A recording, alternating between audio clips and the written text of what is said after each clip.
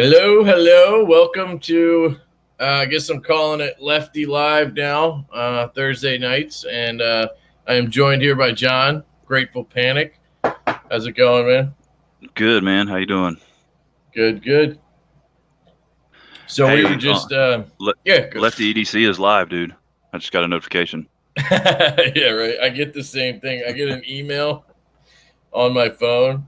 It's like, hey, somebody's live on your channel. I'm like, oh, really? Shit, I didn't know. Go check that out. uh, Yeah, right.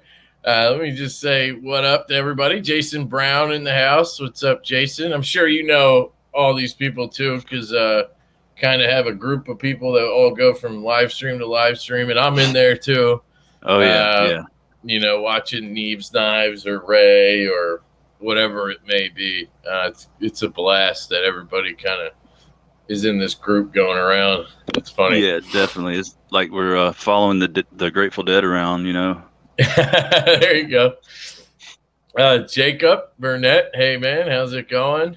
Monster's in the house. Hey, Monster. Ian.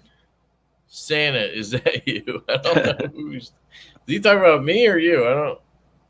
I Oh, don't think either one of us really look like Santa, but yeah. Well. or did he mean Satan? It may, yeah. That's hilarious.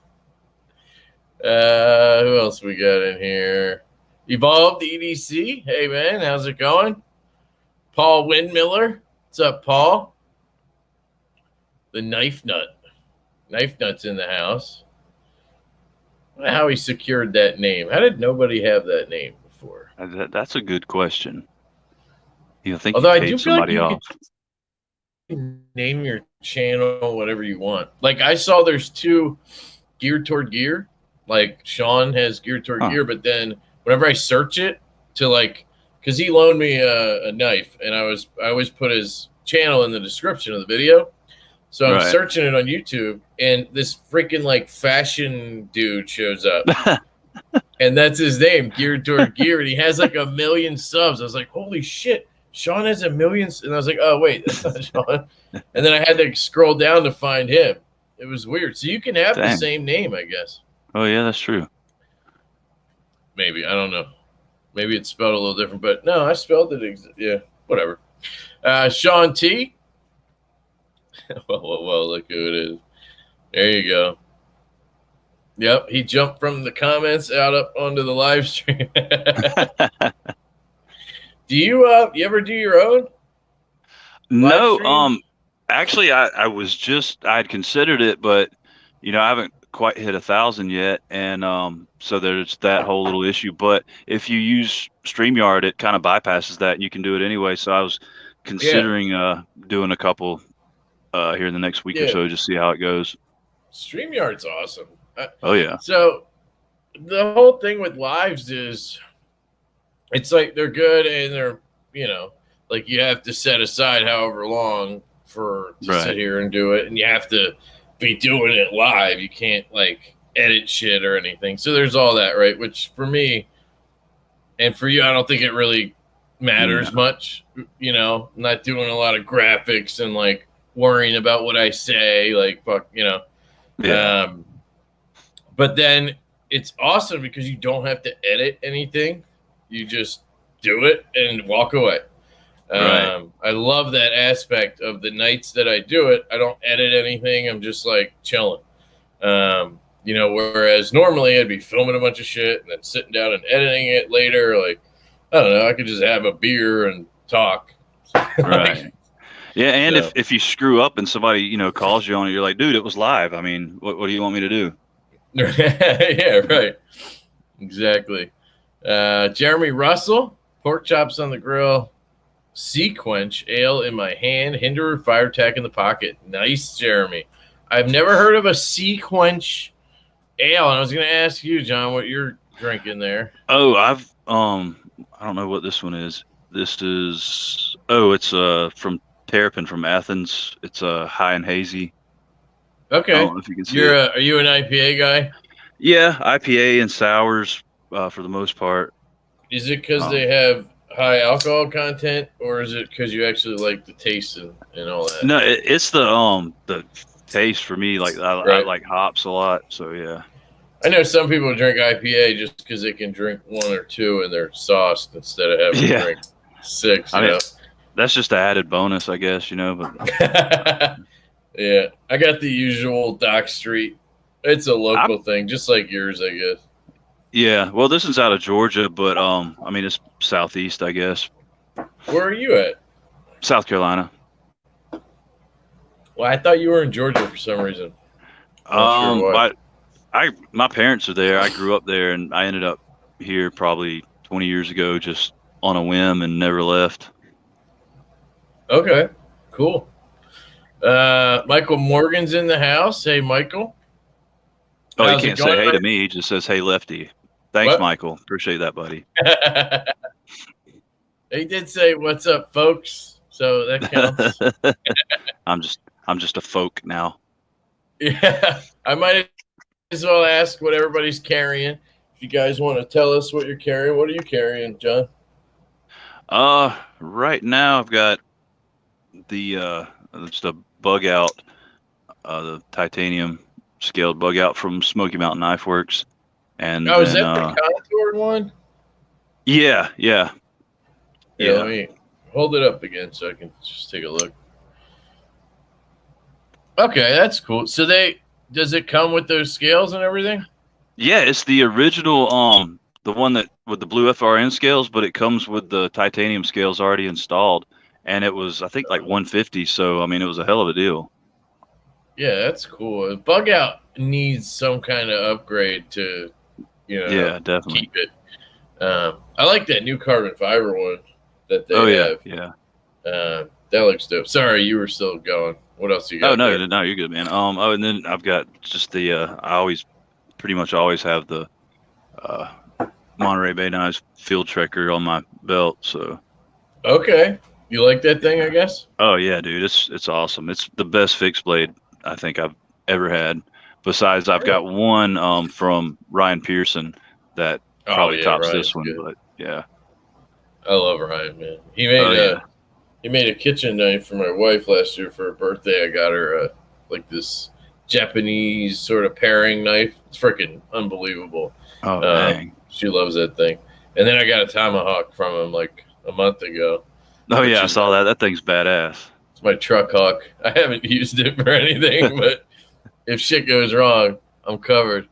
Let's see. I missed a bunch of stuff, of course. Leper Goblicon in the house. What's up, man? Knives Fast. Casey's in the house. He's got his Solaris and Hoback Enoch. I've never seen that one. I've never actually handled a Hoback. So I don't know anything about them. Do you? The only thing I know is what I've seen in videos, and I know they're beefy. Like they're really overbuilt, but I mean, they seem like really good knives. Yeah, they don't get the same attention that a lot of, because they're American made and everything, right? Just like a Hinderer or a Medford, they don't get the same attention as those do. I know Casey knows a good bit about them. I think he, because I know he had, I can't remember what the model was. I know he had reviewed one a while back.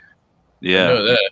So I'll have to ask him about it or see if I can check it out, because I've heard good things, but I've never seen a model that like excites me. Right. So,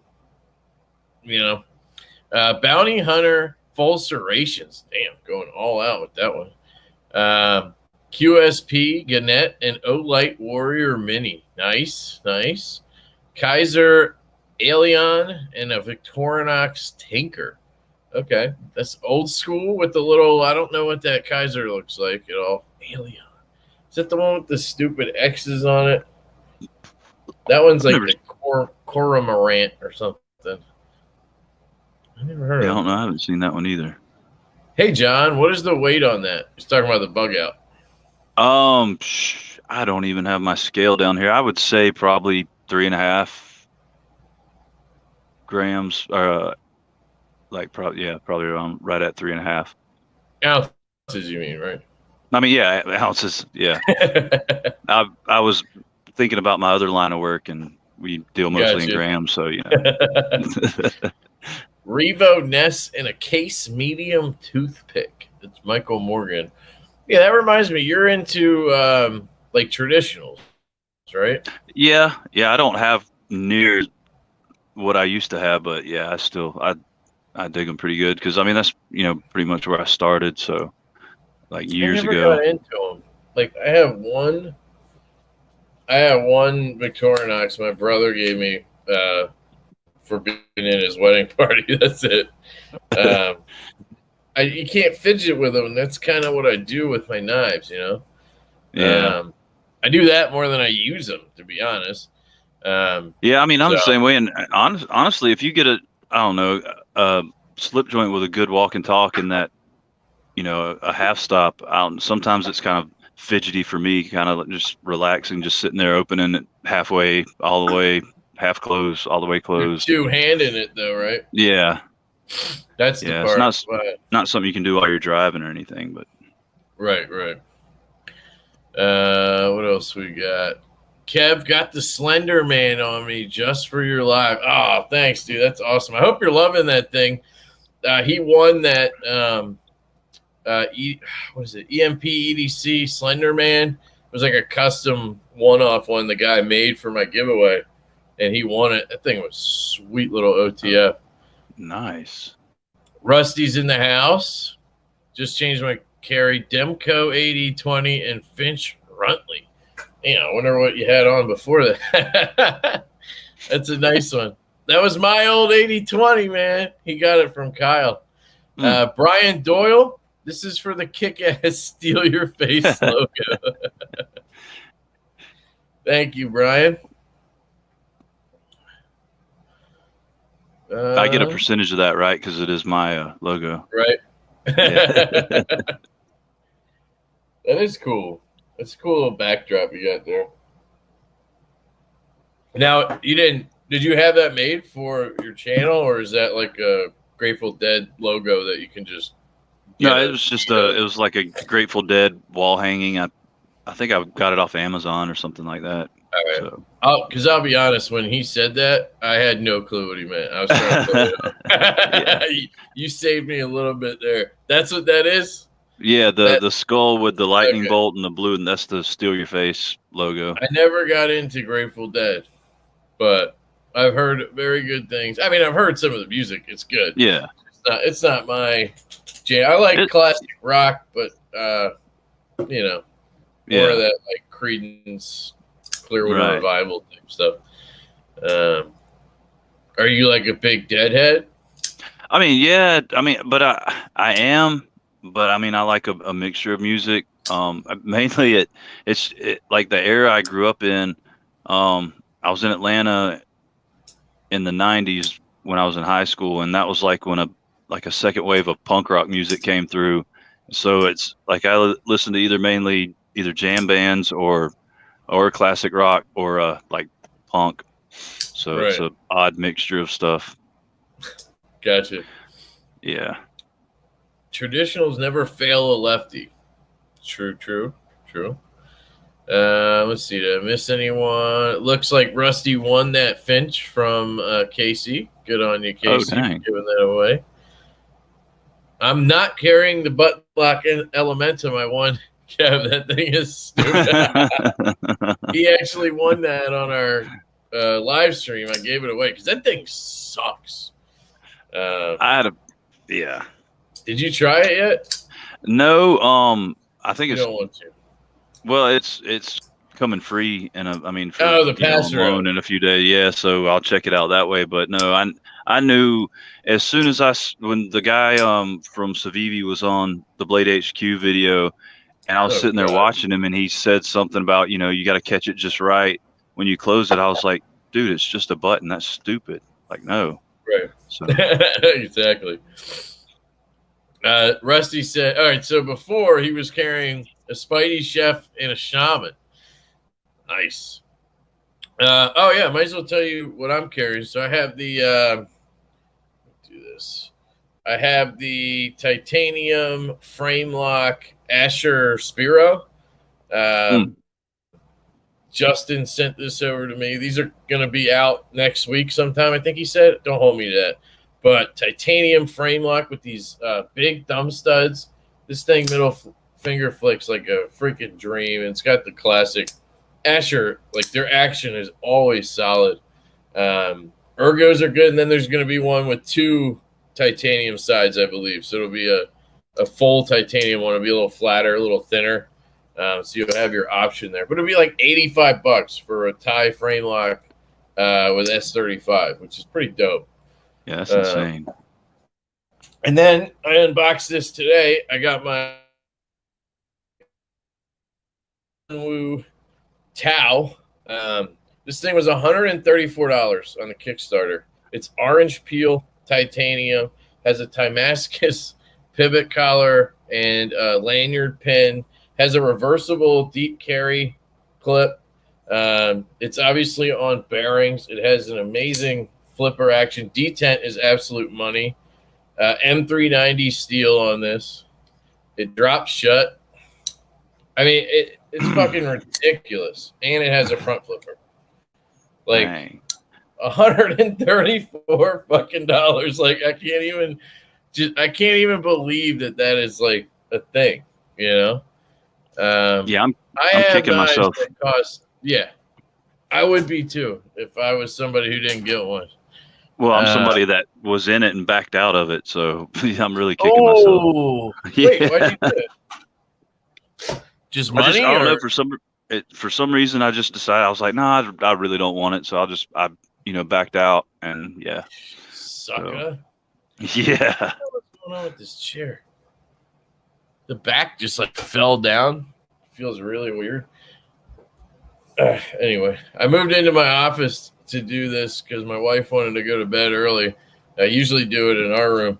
Anyway, yeah, I feel bad for you for backing out. It's ridiculous. I mean, seriously. Like, I have knives that cost, and I've handled knives that cost $500-$600 that don't compare to this. Yeah, it's fucking insane, to be honest. The only issue I had, I posted the unboxing already. The only issue I had was trying to get the clip to reverse. It was like really in there, which I guess is good, but I had to use a pliers to like rip it out and then flip it. And it was fine once I did that, but I scratched up the clip a little bit. And they'll send me a new one if I ask. I already talked to the guy behind the company, Sergio. I talked to him a little bit. He said he'd send me one. I was like, dude, I really don't even care. Like, the knife is just ridiculous. And a couple scratches on a clip, I could care less. Yeah. Yeah. Anyway, I'll shut up about that. Sorry. And then what else did I have? Oh, I have a fucking ray light on me. How about that? Remember that? You got a program, right? Yeah, so I finally have it to 10, 40, 100. So, and I figured out the turbo. It's a solid click and then a half click. Hold on, it's so hard. There. So solid. What? I'm going to do it faster. There. So the directions are shit. So yeah. So everybody knows. John sent me the directions because I was like, how the fuck? He told me you could program it. I was like, oh, sweet. I didn't know you could do that. He sends me the directions, and I went to the website. They are the exact directions from the website. And it says to click it 8, like turn it on and then click it 8 times. And that's how you get it into program mode. And then it blinks or whatever. And I could not get this fucker to go into program mode. Like, I tried it a million times. And then I ended up talking to Ray, the guy behind Raylight. John connected me with him. And he's like, did you try half clicks? And I was like, I actually did at one point. Obviously not hard enough. And it turns out you have to do half clicks. Like, the way this thing works is you can click it in all the way like that. Or you can do like a half click. And that's how you cycle through the different hold on, let me see if I can show you. That's kind of how you cycle through the different settings like that. Or you could do a full click. It's weird. But I'm like, dude, your instructions say click. They don't say half click or full click. And then once you get into the modes, you have to like, it blinks twice and then flashes. And it says click anytime when it blinks or flashes to select what you want. So I'm like, that's what I did. As soon as I saw it flash, I clicked. And he's like, you got to click during the strobe. And I'm like, your instructions literally fucking say during blink or strobe. I'm like, dude, just, and I was like, I would recommend you update the instructions a little bit. It would be perfect if it just updated those two things, half click and click during strobe only, you know? Obviously I'm fired up about this. So. And the funny thing, like I after you said that, I remembered having the same issue, but I'd totally forgotten that it was half clicks. All I remembered, I remembered I would have to hold it in my left hand and like do like that to get it to be able to click fast enough to get it to get into the menu. Yeah, it's so finicky because it's almost like it clicks on an angle or it clicks. Sorry, I got a phone call. Yeah, it was weird. So I got frustrated. John was trying to help me through it, and we had a little fun with it. So, what does it say? If you ever get in a fight with Kev, just throw a flashlight with it. Just throw a flashlight at him, I guess you mean. I don't get your joke, Sean. Just toss it and say, "Program this, Kevin." Yeah, I guess that's what happened, and I would lose. You need some cheese with your wine. Casey, you need some hair with your head, dude. Oh, did you see that picture? Oh no, I sent it in the black. What's that called? The Black Widow group. I think I said that right. I took this picture of Casey. He was damn it. He did his review yesterday on no, it was his collection video on traditionals, and he was holding up like a Stockman or something. And it has these shiny ass bolsters. Oh, you can just see his bald ass head looking right at you in it. So I sent a video of that to everybody. He laughed at me for wanting to put bearings in the Evo. I don't know if you're talking about me, but yes, I would laugh at you too. Why would you ever? So what in God's name makes you want to put bearings in that? And this is like tuned to be a little less droppy because I want it to kind of just do that. So it doesn't just chop my finger off. But like, why would you want to put, and they're multi-row bearings that come with it. I'm the king of replacing bearings, but why would you do that? No. Somebody asked earlier if they should buy a J-Cape 3.5 or a 3.0 or whatever. And the answer is yes. You should do that. So, sorry I missed that earlier. Shit, what else did I want to talk? I wanted to ask you about something else. I can't remember now. Fuck it. But how long have you had the channel? Well, I started it around the end of 2018, beginning of 2019, I think. But then I took like probably close to a year and a half off. I didn't put out any videos, and I really just started back in February. So I guess altogether, combined time, maybe a year and a half, like active, I think. That's cool. You have you just been like mainly doing knife reviews? Have you done like I just started trying to do like comparison stuff. Is there something playing in the background? You hear that? That was weird. My phone just started like playing a video in the background for no reason. Sorry. No, I just started doing like comparison videos, which are fun. So I don't know. I was just wondering, like, what kind of content do you enjoy doing? I guess the most. Yeah.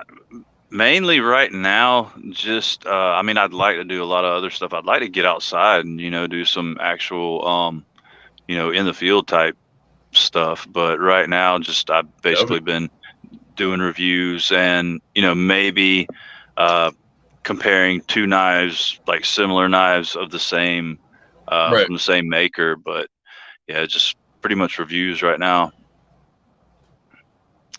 And now and there's some stupid skits on there. Basically what I've been doing. Yeah, I just think it's like from when you started the channel, because I haven't seen any of your like older, older content. Well, just some honestly, I've thought about deleting all that older crap because I mean it was bad. Like my first probably 10 videos were literally my tabletop was an Igloo cooler with a selfie stick strapped to it with ace bandages. Like that was my setup. That's awesome, dude. I mean, whatever works, dude. It doesn't matter. Like my tabletop stuff, I have a desk that has like 2 layers. So it's like the bottom with the keyboard, and then up top you have like your monitors, right? So you have them right here, so you don't have to like look down at them. And I literally just took a tripod, folded it up, laid it down on the top part with the monitors, and then like the monitors would hold it down, like they would keep the pressure in the. And then I would put the phone on it, and just it was literally like the phone would be like this high off the desk. So I'm like, I did that until last week, and whenever I did a disassembly or something, like, I'd flip a knife and fucking smack the phone because it was so damn close to the fucking, but see, I mean, that says a lot about knife people that they'll go to that amount of trouble to and figure out a way to make it work. You know what I'm saying? Like instead of, well, I'll just go buy the stuff. You're like, no, I can make this shit work right here. Yeah, well, I looked for like a tripod like that, and I just didn't know what to search for. I literally searched like desktop view tripod or whatever. And literally couldn't find shit on Amazon or anywhere. And I just ended up doing that, and it worked. So I was like, it wasn't really that hard. And I mostly do like this face cam stuff. So it was only like 1 out of every 4 videos was like that, and it looked fine. But then I realized like you can get these arm things that you click to your desk, and then it has like an arm, and you put the phone in that. That's what everybody uses. I literally didn't get one until last week. I asked somebody which one they used, and I just bought that. It was like $35. So I don't know, but yeah. Neve's Knives is in the house. I rigged everything the first year of the channel. Literally every. There you go, man. Yeah, I mean, if you don't want to, you want to spend that money on knives, right? Like, you don't want to spend that money on cameras and shit like this. I've contemplated buying a camera so many times. But like a good camera, a decent one at least, that would do 4K and everything that I need it to do, that would look at least as good as this phone, would probably be like $600 or $700, and that's just for like an entry model one. A decent one would be like $1,200, and a really good one would be a couple grand. And it's like, and then in 2 years that's going to be obsolete. Like, I might as well use the really good camera on this, and I'm going to get a new one of these anyway in a year, and then I'll have a better camera again. Like, so, like, if I was doing something super detailed, I guess, where I needed it, I would maybe do it. But showing a knife, like, even on this, MacBook Pro cam, it looks fine. And then when I use this camera, I think it looks really good. So like, there's really no need to do it, but there's people that do, to each their own. Whatever you want to put your money into for the channel is, cool. For sure. I mean, and I mean, dude, like you said, most of the phones now, the cameras on them rival what you would buy like just as a actual dedicated digital camera. So yeah, for the same price. So like my phone is $1,200. If I bought a $1,200 camera, I'm gonna probably get a little bit of a better camera than this, but not that much better. Mm-mm. Plus, I have a phone; like it's all Yep. in one. But I guess some people don't like having it be connected because then you can't use your phone when you're on it. That was one of the reasons I got this MacBook, because I can do this and still have my phone to look stuff up and see somebody messages me or whatever. It's a little easier. Yeah. Like, what are you using? Are you on your phone right now? Yeah, I'm just on my phone. It's the funny thing is I have a extra phone that I normally use, if I'm like watching a live, but I want to like talk to people on Instagram or whatever, but Right. I just left it downstairs, so I'm not even messing with that right now. Gotcha. Yeah, that's what I do at night. I sit on the couch and then I use my phone and I just Chromecast the live up to my TV. Yeah. So I watch it there, and then I can use the app on the phone to chat, be in the live chat. And then I can also go do other stuff and still watch the live. So that's pretty much how I handle it. Hey, Nath, what's up, man? Good to see you here, Mike. He's the reason I bought that James Brand Barnes, that freaking Integral, which I sold it already to Joe, the Knife Whisperer. So last live stream, I asked Lindy Lou was the one who picked out the one I should get, and then it wasn't in stock, so I got the black one. And I did the whole process with it. It's a freaking fantastic knife. I can totally recommend that knife. $600. I don't give a shit. Like, if you have $600 and want to buy it, it's good. Like, and you can get a discount. I got it for $530, and NAF got it for $480. It is totally worth that money. I just don't like thumb stud only knives. This is a bit of an exception because I can really Spidey flick it, and it's it's an $85 titanium frame lock. It's not like I got like $550 for it. Yeah, it's a little bit different. I was trying to get some money together for Blade Show. Are you going? No, not this year. Just circumstances. So close, though, isn't it? I know, man. And see, what's even worse, my parents. I was talking to Brad, Screaming Pirate. Yeah. Just like right before this, actually. And my parents live like an hour away from the Galleria. So, and that's what I did in 2019 when I went, is I just stayed with them and then got up in the morning and drove in. So nice. Then like we'd hang out at the pit for a couple hours after everything's over and then head back to their house. So, I mean, it worked out great, but now it's not working out this year. So, but next year. But you've been before, so that's cool. Yeah.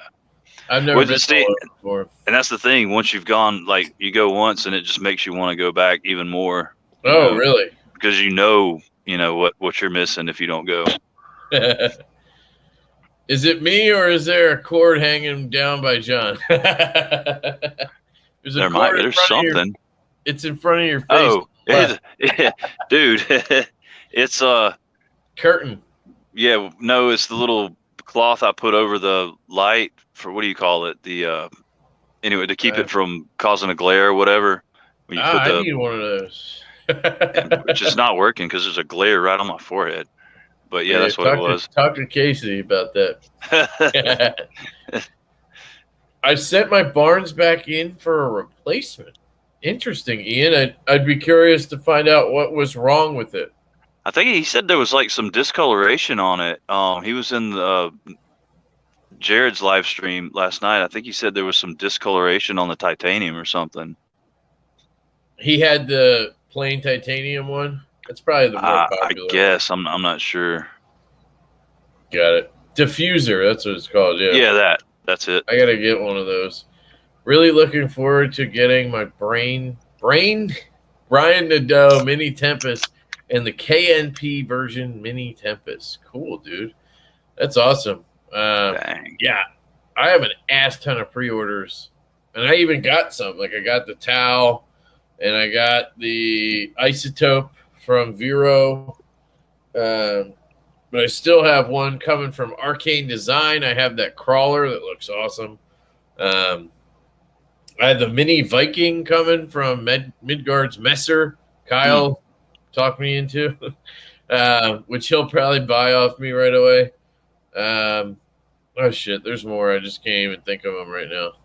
There's too many. I have Varga knives. Has a Riot made flipper. The EMP one, the Nimble. That reminds me of something I wanted to show though. So this works out. Give me 1 second. So everybody asks me about my shirt because I'm wearing this shirt right now. It's called the "If You Know, You Know" shirt, and it has all the steels on it. And whenever I wear it in a video, I get comment. Every time I wear it in a video, I get, "What's that shirt, dude? Where'd you get that shirt, dude?" And I'm like, first off, I'm like, I film shit 2 weeks before I ever post it, right? I have like 20 videos ready to post. So, every morning and every afternoon I sit there and pick a video to post, but they're all like 2 weeks old. So I don't remember what the fuck I wore. And I guess I could just put it on and watch it, but I'm like, right. So I'm always like, what shirt? But they are on pre-order right now. So I'm going to share this real quick. So everybody who asks me about it, and Jake actually named this shirt. This shirt is on pre-order. Niche Designs. Nick Rogers is the guy behind Niche Designs. Cool dude. He was the one who did a Kickstarter for the Ingress last summer? Really cool looking knife that it didn't make it through Kickstarter. I wish it had gone out to like reviewers a little bit sooner, so there was some more traction on it before it launched. But I think his next design, whatever it is, will be definitely go through. But anyway, this shirt is available for pre-order in black heather, and I got because I already have the black, I got the cardinal heather. And it's $25. I think I paid $27.50 for 2X. So if you have a 2X, there it is, 2X. If you're a big boy and you got a 3XL, I got the 2X, so I'm a big boy. $28.50, $27.50 for 2XL, and then $25 for anything else. Really cool shirt. It's just interesting because if you're in the knife community, you obviously know, and if you're not, you don't. It doesn't matter. It's not like it says Glock right on the front. I'm gonna pull this off, and I'm gonna bring in my brother Kyle is in the house. Not Big Kyle, Mr. 2000. What's going on, buddy? What's going on, dude? Oh, chilling? Been a busy day. Been a busy day. Yes. Anything cool happen or? Oh yeah. Anything you I can got talk my about? first custom. All right, let's check it out. My What first the fuck? custom. That's that Sean O'Connell that Big Boar had. Yep, Damn, I bought it from son. Scott Big Boar. I am stoked. This thing isn't ergonomic. First thing I want to say is the blade to handle ratio looks a little off. And the next thing I want to say is, damn, that thing is fucking sex. That thing is badass as fuck. It really is. Looks like a little spear or something. Dude, the ergos on that are better than on most small knives. Have you handled that? The ergos on this thing are. I thought the Evo was good. This is like made for my hands. You can spine flick it. You can front flip it. Like, it's crazy, dude. Yeah, it's freaking awesome. It's so funny, dude. Just like 2 weeks ago, we were all talking about how we're not into custom knives, and then I know. Jake got one, you got one. That's hilarious. Hey, but I saw that you're playing with your Kunru. Yeah. How you were talking about it last night? You weren't that blown away with it. Which it's broke in. Mine wasn't broke. Yeah, because I carried it today, and so mine's not as fall shut. I haven't tuned it yet, though. I'm just kind of letting it do its out of the box, dude. It's like this. See, mine's a little shake. I gotta shake it down. Still like no. I'm perfectly happy with it. My only right now, if I put any pressure on the lock bar, it locks it up. So I got to make sure my finger doesn't get on the lock bar. But it's like any knife, though. Exactly. But I'm digging it. Right hand. So it's cool because left-handed, it's actually better for the front flip because you're not on that lock bar at all. You can put your fingers wherever you want and flick it. Right-handed, you got to worry about the flipper, though, dude. The detent is so good. Yeah, this detent. Yeah, I thought it was a little light whenever I first opened it up. But what was happening was I wasn't coming all the way down. I was kind of letting my finger land here, and this was coming up and stopping it. And I thought, like, I didn't go all the way down with it. So that was my mistake. We're just rubbing it in for John right now. I know. Well, actually, Kyle's making me feel a little bit better about backing out on it. So I was hoping you'd let him talk. No, I'm really digging it. He's gonna love it. Yeah, it's my size.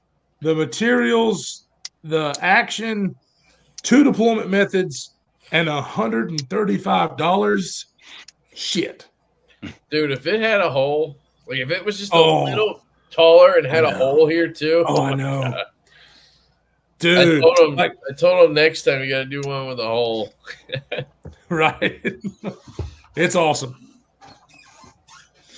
Dude, I am digging that background. Reminds me of a stitch. Yeah, it does look like a stitch. You're right. A Borka. Yeah, it's. Is that what the Microtech is based off of? The stitch? Yeah. That's the Borka. Yeah, the Borka blades stitch, and the Microtech is just the automatic version. So that's what it's off of. And this, yes, does look kind of similar. It's got similar ergonomics. It's definitely not the same, but it is similar to the Borka stitch, which actually is what I mean. If I could have a stitch, I would probably have a stitch. But those things are ridiculous. And I saw this, and I was like, hell yeah, the ergonomics look really similar to a stitch, and I was correct. Yeah, it does. But that's cool. And you were helping out Scott, too, because he was trying to get rid of some stuff. NAF Sergeant says, what is SM100? And it's on the shirt. And I have no freaking idea. We should look it up. SM100 steel. Kevin loves his ability to do this. This is so cool. Dude, I think one of the coolest things about that O'Connell knife is that backspacer, man. Oh, I know. That copper backspacer that's already patinaed with that green and the dark colors. Oh, my gosh. And I like copper anyway. Yeah, I mean, it's obviously a heavy knife because of that, but I don't give a shit.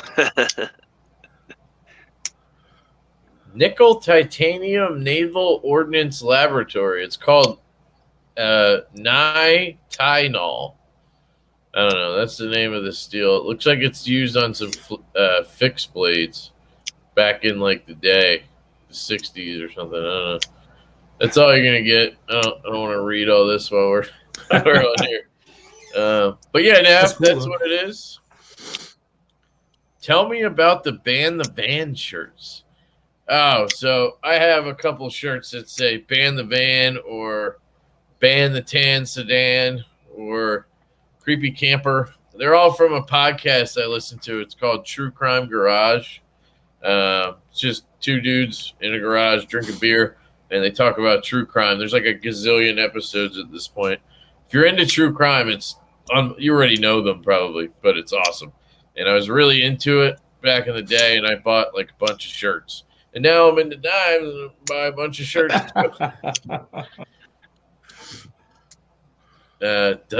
Does it have to be 7 for an orgy? Man, I don't know what these guys are talking about. I don't know either. Sean, still just a 3-way. See? You guys are weird. Now it's an orgy. Oh, they're talking about because you came in. Got it. Okay. Oh, well, I am the life of the party. Shit. Yep. And Casey says, now we're talking. Kyle. That's right. Looks better than the stitch. Okay. I'll take that, especially since I own one now. But I have talked to Sean O'Connell on Instagram. Super cool dude. Like, very helpful, very responsive. So that to me is huge in and itself, to have a custom knife and then a maker just come back and say, yeah, any questions? What do you need help? Whatever. He's just really cool dude. There's not much that looks more badass than the stitch. Except for the Sean O'Connell LBXL. Yeah, I think some people think that is the stitch. I think you're right. So Ryan asked, Kyle, you like that Tuya NB2? Yes. Let's see. I posted that video today. So yeah, I saw it. Yeah, I saw part of it in the bathroom before I came on. So oh, you're watching me in the bathroom, are you? Yep. I liked both of them. I'll be honest with you. I was so impressed because the full titanium frame lock and then the carbon fiber liner lock both weighed the exact same thing. So I was very impressed that the titanium, the titanium frame lock I liked a lot. And I'll be honest with you, I don't know which one I would choose. I actually thought that in-cut carbon fiber was G10 at first. It's end-cut. I was going to say that because in the beginning of your video, you said you thought it was G10, but it's carbon fiber. And I was like, yeah. I was like, shit, it's end-cut carbon fiber. And I hadn't seen it until that isotope I had. Right, and that's why I was confused, because it was different than any other carbon fiber that I had seen. And once I found out it was carbon fiber and got a real close look, I was really digging that. So I like them both equally. I don't think I could have picked one more than the other, to be honest. I like the titanium better just because it has I just like the feel of titanium better than carbon fiber. Plus, this one had like a more drop shut action than the other one. So I picked that. Yeah, they were really impressive. I got to check some more of their stuff out. I like to lick knives. To lick knives. The knife was hey, we know Joe, you do, Joe. What's up, man? That's funny. No, he's talking about Roy. Yeah, so he's the one who bought that Integral off me, the Barnes. Hopefully he'll have it soon. Yeah. I wanted to ask you guys about pocket organizers. Yeah. I bought this. I got it today. It came in from Shadowborn Hanks, and I love JD. I love his work, and this is no exception. But I cannot, for the life of me, figure out a purpose or a reason why I would fucking carry this over just clipping everything in my random pockets. So, well, and because I used to use one. I used to use one all the time. And obviously the pocket organizer is going to fit different things better. So when I used it a long time ago, I carried a larger flashlight, medium size, I guess, flashlight. I would carry that in there. I carried a traditional knife in there. And then I also carried like my, like a card, stuff like that. Because as of right now, because I don't have one, I've already given them all away. My little flashlight, my little nail nick thing that I carry everywhere, all that stuff is just thrown in my pocket.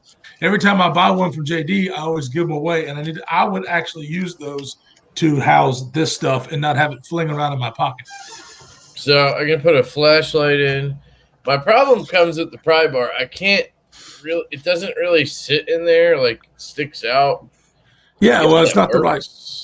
I mean, it could work, but it's not ideal. So that pocket organizer doesn't go well with that pry bar.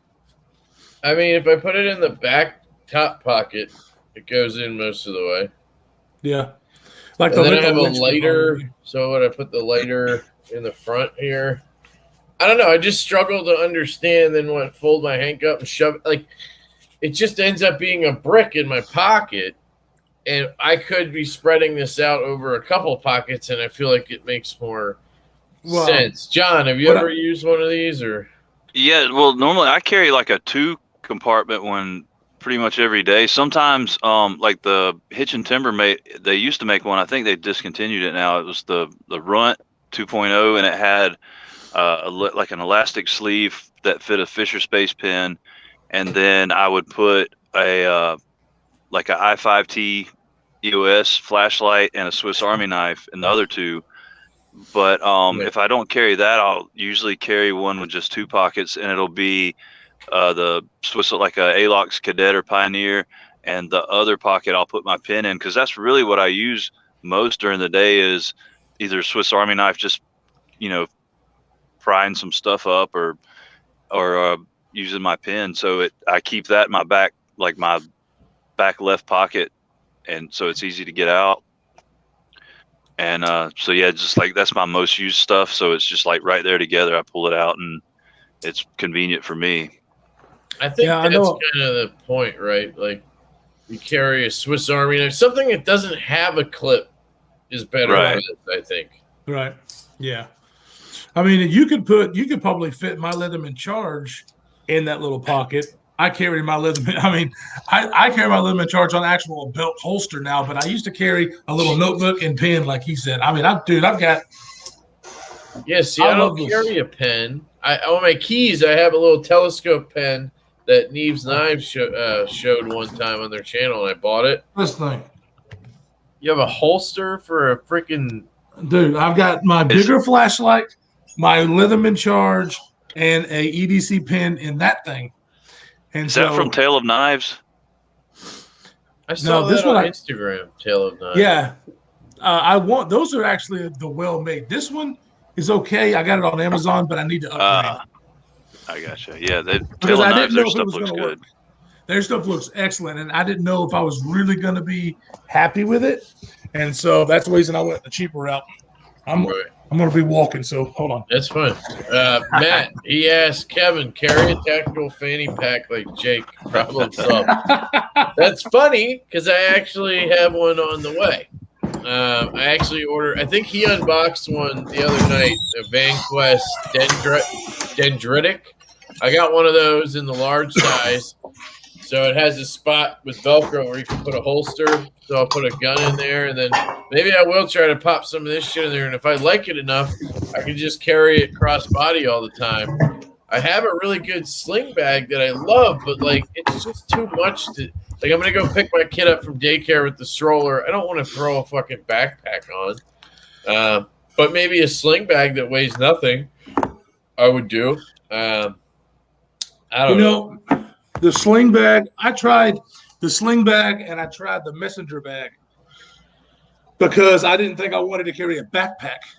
But then, because I'm kind of a prepper, I ended up putting a lot of shit in my bag, and I needed a backpack. Now, my backpack I've got now is small, but the backpack works better for me. But that's because it's an EDC / get home bag as of right now. I'm fixing to change that. I'm fixing to change the way I got it. Yeah, and I do the same thing, but if I'm out, like it just stays in the truck. It's not like I carry it literally everywhere I go. It's not on me. When I leave in the morning, I put it in the truck, and then it rides in the truck all day. So that's exactly the way it is for me now. Because it used to be my EDC bag and my get home bag, and I would carry it inside with me because it still had my EDC stuff in it. Now I've got an EDC backpack that my laptop lives in, my EDC gear, and now I have I'm fixing to have a dedicated get home bag that I'll do that with. So, right. Yeah, Doug says pocket organizers are dumb. I may as well carry a purse. Andy Overby shut up, Doug. Says good if you wear khakis at work. Small, light, tiny knife and a pen. What? Yeah, he's basically saying. Out. I think my internet's shit. Hang on. That's true. Yeah, and what he's saying, the small stuff that sometimes don't have a pocket clip, you throw in your pocket. This will organize it enough to where it's just all in one little thing. You pull it out, get what you need, use it, put it back in your pocket. Yeah, you don't spend 10 minutes digging around in your pockets trying to find your little SD Classic or something that you need real quick. You just pull it out. And it takes Kyle 10 minutes to put this shit on in the morning. I got it down. I carry that little holster, of course, my firearm. So that rides on my left side. The firearm goes on the right side. Then I have my little nail clip Swiss Army, little flashlight in my pocket with my pry bar. Right pocket is dedicated for my folding knife and my bit kit, my little leather bit driver holder for the Vero, the Stipe brand. Sorry, I'm just moving because my internet was shit up there, and I ordered a connector thing. Fuck it, this MacBook comes with two. All it comes with is two USB-C plugs. That's it. There's no Ethernet plug. There's no HDMI. Like, it's Apple being Apple, right? So then you got to order a Thunderbolt connector with an Ethernet plug so you can plug the internet in. Or you got to order a Thunderbolt plug with an HDMI so you can plug in HDMI. It's just you have to buy another fucking Apple product. That's what I love Apple, but sucks. PC and Android, baby.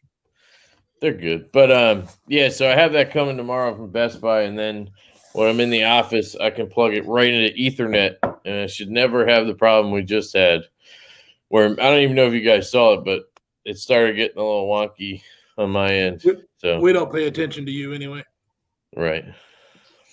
I've got a Post-it note over that part of my phone screen anyway. I didn't even realize you were on there. Dan Brock says, I use the Arc.co, keeps my light pen and pry in one neat package. Also very handy considering I go in and out security checks frequently. That is actually a good That's point. a really good point. That is a very good point. Because you can just take one thing out, slide it through. You don't have to take 10 fucking things out of your pocket. You're not pulling. Hold on. Hold on. Exactly. This pocket. Yeah. Do you have keys? And it's like, do you have this? Do you have a belt? It's like, yeah, I have all that. Just give me a second here. And then every 2 seconds, they're sucking their teeth at you because you're pulling out one more thing. And right. You need a mini fulcrum now, Kev. I had one. I gave it away. Wait, did you win that? No, he didn't win it. But I gave it away. It was mainly because of the clip. I gave it away. So I guess, if I had the pocket organizer, it might work. But I'd rather have a longer pry bar. I learned my lesson when I got fucking pinched to shit. I want a little more meat on my pry bar so I can, I don't know, it's just better that way for me. You carry a pry bar? I don't. If usually anything I need to pry it, I'll pry with the flathead blade on the Swiss Army knife. So you do carry a pry? Well, yeah, I carry a pry knife. And the thing is about the Vero Fulcrum, which I never leave the house without it. It's always in my pocket. But I use it mostly for the driver, and then because I don't pry a lot of stuff either. But I use it as a pry bar and a scraper probably once every couple of weeks. But the driver I use all the time. Yeah. See, I would use that. Mainly like when I did carry pry type objects, they ended up being a bottle opener. But now, most of the decent beers come in cans anyway, so you don't really need a bottle opener anymore. That's true. That is a big. Yeah, that's true. A lot of everything good now comes in a can. And can is better in terms of freshness because it doesn't have the glass. The sun can shine through, and that somehow fucks up your beer. So they usually just do cans these days for most things. Let me try to catch up a little bit here. Pocket slips are better for ghost carry or something really expensive that you don't want to fuck up. Ghost carry? I guess that means you're hiding the knife so nobody sees it. KF Boston, hey yo. Hey man, what's up? Didn't figure you for the black. I don't know what they're talking about. Excuse me. Winchester. Man, where's our moderator? God damn it. He's stuck somewhere. Apple products are worse than man purses. Doug, man after my heart. I switched out to Teflon in my Hinderer Jurassic, and I'm def keeping them over the bearings and PB washer. Just saying. Really? Okay. Cool, man. Now, I never have. Can you follow that up with why? Why is it better? I'm guessing it's not going to drop shut better, but maybe it's smoother or something. Yeah, I'd like to know. Because I've put in my Hinderer, it has the bearings in it now, but I did put the phosphor bronze washers in it just to see how it felt, and it felt fine. It just wasn't as drop shutty. But I never have tried the other ones. Kyle lives in Alabama. He's a hillbilly. The great state of Alabama. I was born in Alabama, actually. Really? Up in Gadsden. Oh, in Gadsden. Okay, yeah. It's not too far away from where I am. I'm both hillbillies. Yeah. He got stuck in an airport security because he had a sporkula, titanium spork in my wallet, and security was like, "What the fuck is this?" Whose dog is that?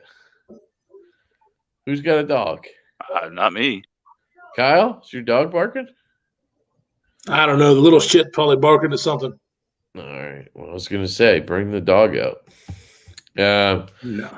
Neebs or Jared was saying, I carry basically the same thing as Kyle. It works great.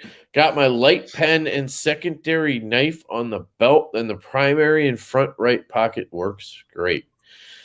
It's so much shit. Like I mean, I do carry a lot. I have a knife in my front left, a flashlight in my front right, a pry bar in my back left or right, and then I might carry a secondary blade. Like today, I had the titanium Asher Spiro in the back, but lately I haven't been doing secondaries as much. It's just so much shit, especially if you're then carrying a firearm. It's like, I don't know. It's just so much stuff. And then I have a lighter and whatever, my phone, whatever else I have in my pocket. It's like, I almost feel like, yeah, dude, I need a fanny pack. I just throw everything in there and not have to have all this shit on me all the time.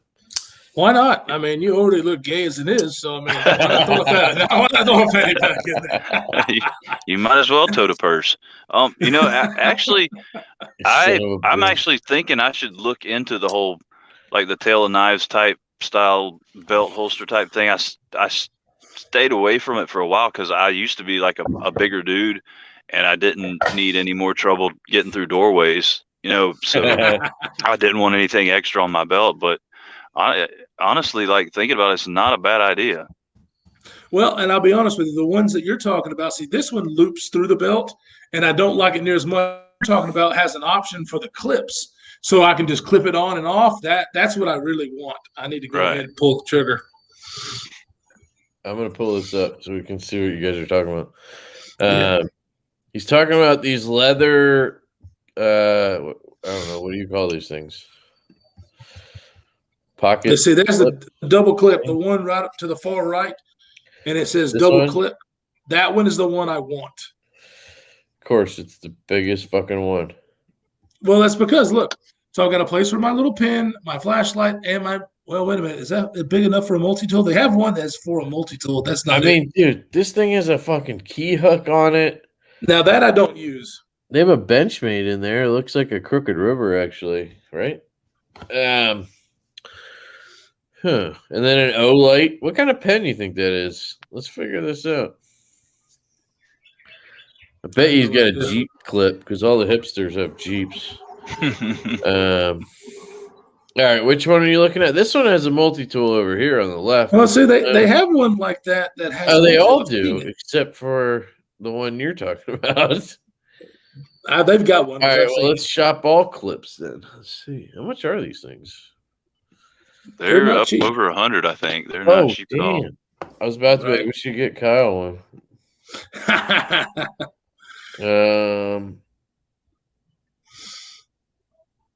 I don't see a big ass one with the. I don't see the one that I've saw because I know they make them. Damn it, because I've been on this website before. This one, double clip multi-tool push up. Yeah, the only thing it's missing is the spot for my little pin. Your little Your little peanut? Wait, what'd you say? I have that. I got it in the Going Gear EDC subscription box, and it fits perfectly in this damn thing.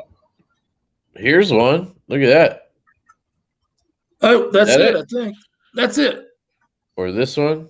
There's a bunch like that now. Oh shit! That one on the right has multi-tool too, right? I must have taken it out. Do you want the one that goes through the belt or the one that clips onto the belt? No, the one that clips onto the belt is why I want to purchase one of these, because it's a lot easier. All of these actually have what you're talking about now, right? Yeah, that's basically it. Or do you want? I don't know if that's light enough. I need a multi-tool, pen, and flashlight is what I carry, and so it's got to be all of these in this row are that. Yeah, the one to the far right though is the one that it looks like, or I don't know, both of them could probably fit the charge. I mean, look at all these. There's a freaking million of them. They're all like that. All right. Anyway, we've established that there's 4,000 of these.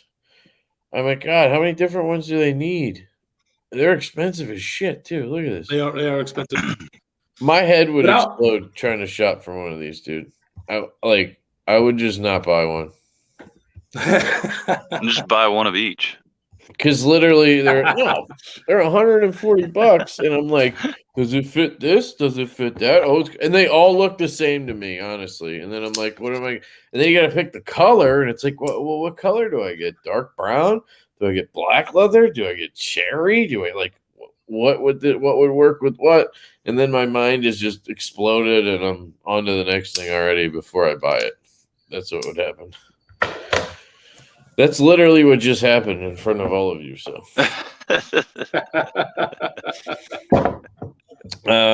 2 weeks to Blade Show. Yeah. Dude, I'm so excited. Because guess what? The weekend before Blade Show, I'm going to be on vacation. And then that next weekend, I'm going on vacation with you to Blade Show. And I am stoked. Yes, sir. It's gonna be fun, man. I think it's gonna be a blast. Are you planning on bringing all your knives? I don't know, because I mean, I could easily, because I'm driving down there and I'm not having to fly anywhere or anything, I can easily carry it in my case and have my knives with me. Yeah. Like Screaming Pirate was talking about it. He was like shopping around for a case just to take there. And he had one, he picked one out that held like 60 knives or 40 knives or something. I just don't know if I'd want to like schlep around this huge case. Well, I'm not in there. Can you tell us what it like how that all works? Like, where do you meet up with people? Like, walk us through a day at Blade Show. A lot of walking. Basically, you go in. There's like a lobby outside where you'll stand in line to if you don't like already have your tickets or whatever to get tickets. What I did was I went ahead. You've already got your tickets for actual Blade Show, right? Right. Okay, so you won't have that problem. But there'll be a shit ton of people like just standing there in line waiting to buy their tickets. And what I did, I bought them in the parking lot. When we pulled up, I went ahead and bought them, and so I had the little virtual ticket on my phone. Walked in, showed them, and then you walk in. So you got this big kind of, I guess it's like it's a big open kind of hallway that goes in front of both of the conference rooms. That goes. They'll have like little tables. Smoky Mountain Knife Works, they'll have a table out there, and there'll be like a case table and stuff. But that's just like kind of a common area where everybody walks around, hangs out, and chills. And then like the first door you'll come into, and this is funny because you walk in, it's this big freaking room with all these booths and tables and everything, and we're walking around, and I'm looking around, I'm like, dang, I haven't seen a Spyderco table or booth. I haven't seen any of the big names. Like, this is weird. I wonder if if they're not here or whatever. And I can't remember who I ran into. It might have been I think it was Eric Holiday. He's like active in like the Jimmy Slash group and stuff. I think I ran into him, and he said something about, have you been to the big room yet? And I was like, there's a big room? Like, what the hell? So if you didn't know, like, you'd think you were there, like you'd think you had seen everything, but Right. Yeah, there's just two huge, like there's one huge room, and then there's one like ginormous freaking biggest room you've ever seen in your life room, and that's where all the like big names are. But basically, I mean, you're just walking. What I did, I was just walk up and down the aisles and check every table and booth out, and Right. then of course, you just you're texting back and forth with people that are there. Hey, meet me out in the lobby or whatever at such and such. We'll go find somewhere to eat. So basically, it was just a lot of messaging and walking and looking and like meeting people and stuff like it. And then, of course, after everything's over, you're down in the pit hanging out with just everybody, and that's where all the craziness happens. Like that's the I don't know the that's where the beer comes out and people are getting silly and it's fun, good times. Can you buy beer or you bring it? Oh yeah, they've got little booths all probably for. I know even in the small room, I think there was a couple, but in the big room there was. I mean, just about every corner of the room, and then other random places. There's booths where you go up and just buy beer. So I'm gonna have to carry Kevin back to the hotel then. Oh yeah, dude.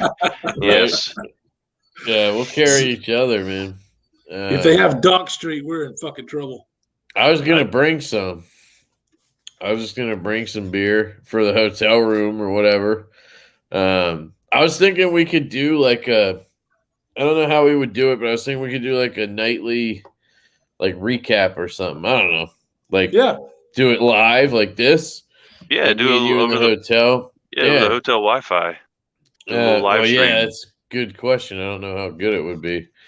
But yeah, we were definitely going to do the On the Edge that Saturday from Blade Show. But I was thinking maybe every night we could do something, or just maybe we just record a video every night and we'll post them on our channels later or something, where we just talk about what we saw that day or what we bought or whatever.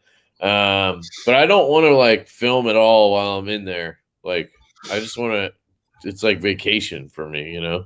I haven't been on vacation in forever since I've had a kid. It's just like it'd be nice to just not worry about shit. So I plan on doing a little bit of filming, but I don't know. I guess I'm just gonna have to see how it goes, because if I see somebody that's open, like a maker that I want to see, let's say Andrew Demko is there and I have an opportunity to talk to him, I might get that on film. Yeah. I mean, I could, but the problem is you need to have a way to film it. Like I could stand there and film it for you. Oh yeah, you're my bitch. You're gonna do that. You're not gonna hold the camera while you're talking to somebody. That would be weird, you know. No, selfie. They do. Smile, Andrew. Right. I'm sure there's going to be a bunch of people running around with selfie sticks. Guarantee it. I've got that mobile, dude, Osmo mobile thing. Yeah, I'd be happy to help you with that, because I don't plan on doing that at all, honestly. And it's so fucking loud in there. I've seen the videos before. You can barely hear anything anyway. Right. And you already have all the big YouTubers going to every fucking booth and doing the whole thing. I'd rather just like at night be like, hey, we did this and bought this and whatever. It was fun. Now, John, buying stuff while you're at Blade Show, I have a question about that. And guys, if anybody in the comments you're going to Blade Show or whatever and you have questions, John's been there so we can ask. But buying stuff. So I know they have like the early bird tickets, right? Which we didn't get. Because I don't really care that much about trying to get in and buy something specific, because I honestly don't know what I would buy. But like, do all the tables have stuff for sale? Like, I'm guessing Spyderco won't, but like, oh no, I mean they will. They'll have stuff for sale. Like all the Benchmade, Spyderco, everybody, they'll have stuff for sale. Oh, they will there. Okay. Oh yeah. And then see here, it's kind of tricky because like you want to go ahead and buy the stuff that you're worried about selling out like on the first day, but other things you kind of want to hold off to the last day, because it's the more they can sell, that's the less they have to take back home with them, and they don't want to take that crap back home with them. So they'll start cutting deals on that last day. You know what I mean? Just trying to get rid of it. So there's a balance there as far as when to buy stuff. Right. So there's always stuff available, though. Oh yeah, dude. You can't take enough money to spend.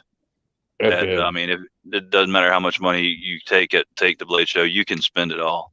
The way I took it was like people get the early bird tickets, and then all the good shit's gone, and then it's like.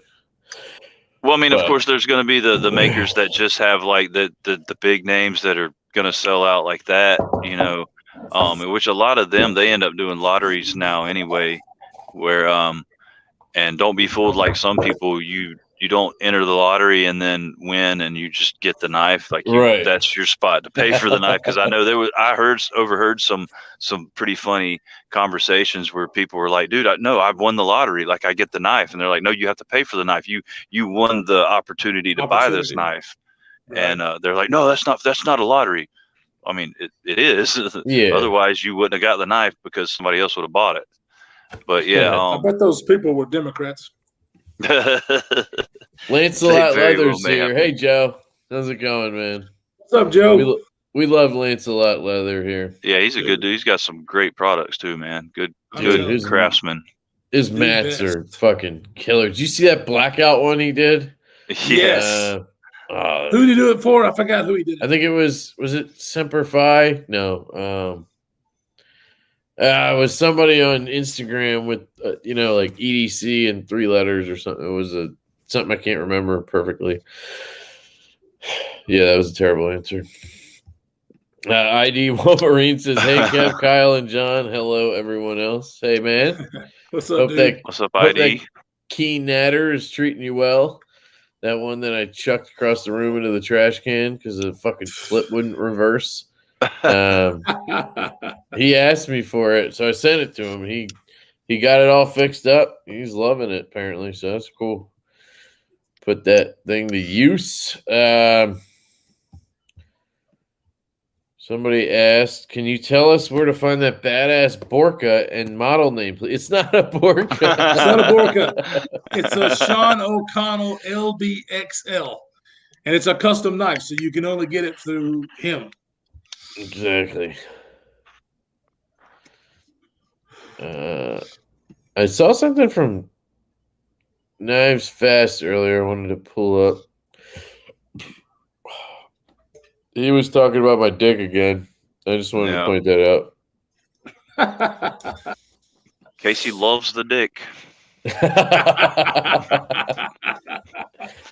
ID says he loves that natter. That's great. To be fair, Winchester in the house. Hello, sir. I don't think we said that. Dude? I just said halo. To be fair, the Democrats are crybabies and the Republicans are the dumb ones. Depending on the issue, the roles get reversed. Oh, no shit. Nice. I'll be honest with you, both Republicans and Democrats are dumbasses. Mike is in the house. Sorry I'm late. Had crisis to handle. He says hello to everyone. What's up, dude? All right, I think I caught up. And then we'll talk and go into a rabbit hole, and then I'll have to catch up again. Yeah, I don't know. Like, I just assumed there were. I don't know. Is it like every other convention where you just walk around with a plastic bag and fill it up with stuff? You get free shit, and you buy stuff, stickers, like whatever you can. Just about everybody's got swag there. Like, yeah. The little PVC patches. Yeah, you get some cool stuff. Definitely a fanny pack affair, huh? Yeah, and they do giveaways. You go and you buy like one of those little like the fair, like you get the tickets you get at the fair to ride the rides. You buy you a little ticket. Raffle tickets, yeah, like a little raffle ticket, and they'll have little raffles and giveaways, and it's cool. It's good fun. You have any knives you can remember or think of that you bought at Blade Show that you have? Actually, I think I've sold everything I bought at Blade Show. I remember I bought a Bradford, and the one that I wanted wasn't there. So Brad's wife she's like the kind of the voice of the company or whatever, and she's hot, so it doesn't hurt at all that she's out there, trying to get business or whatever. So, I walk up and I'm looking, and she's like, "Do you see something you like?" And I was like, "Yeah, I like that blade, but I wish it had that handle material." And she was like, "Bradley, get over here. Put this on that and do it now." And he's like, "Okay." And he walks over there. So I'm sitting there chilling, talking to her while he's over there working, putting my knife together and everything. And I was like, this is great, man. This is a good life. Hell yeah, that's awesome. That's hilarious. Wait, his name's Bradford? Yes, it's Brad. His name's Bradley. What the hell is? I think their last name starts with an L or something. Oh, so it's like something Ferd and then Brad. Yeah, like no, I think it's just like one of those like nickname type things. Like, his name's Bradley, but his friends called him Bradford or something. Weird. I always figured his last name was Bradford. I did too. When she was calling him Bradley, I was like, "That his name's Bradley Bradford." Yeah. Larson. Larson. His name's Brad Larson. Got you. He just took the handles off of a fixed blade and put them on another one. Well, yeah, but they're Torx. These got Torx screws. It's the Bradford, the Guardian. So, I've never had one of those. I'm not a big fixed blade guy, just because I've tried the whole thing and I never carry it, and then I sell it, and there's just no point for me. Well, if you're ever looking to get into, fixed blades for like just EDC, the Guardian 3 or the Guardian 3.5 are perfect for that. I know, man. I've tried, but I've had the Alex Steingraber Shark. I've had the Benchmade Hidden Canyon Hunter. I've had some others, and I try carrying them on my belt, and I actually like carrying an appendix, but I can't fidget with it. It's just not. I don't know. Yeah. It's just. It's purely purpose driven. Like there's nothing else you can do. Right, and that's where I fully admit I don't use my knives that much. I work in an office setting. I cut shipping labels out. I cut open packages. I don't constantly use my knives. I don't heavy use them. I don't need a fixed blade, I guess, and I really just love to fidget with them. So the reason that I carried an EDC fixed blade, and I still do, but I don't do it every day. One of the reasons that I carry it though is because I carry it on my left side, firearm on this side. Because if I get into an altercation and they're going for my gun or whatever, I can just get them off of me. I forgot who I was talking to, and I was like, that's actually not a bad idea. So, but I carry a lot of shit. I carry more shit than most people. Yeah, you carry a lot of shit for a very low percentage of thing that could happen.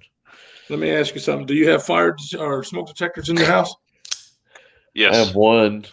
Yeah. Yeah. How often do you have to use those? That's not when you have to. When you have to, you're glad you got it. I'm just saying. Yeah, but if my smoke detector was fucking 400 pounds and hung off the ceiling and got in my way all the time, I wouldn't have it. Well, that's going to be me in our hotel room. Or you're gonna hang off the ceiling. Woo!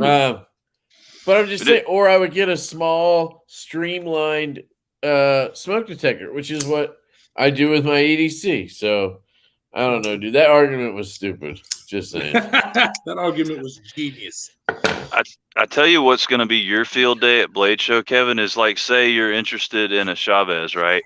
So you go up and Ramon's right there, and you say, "Oh, I'm interested in that knife right there," and he hands it to you, and you flip it, and you're like, I don't really care for the D10. It's just a little bit too weak. He'll grab it from you, go back there, fix the D10. I mean, you don't have to send it back. It's fixed right there while you watch.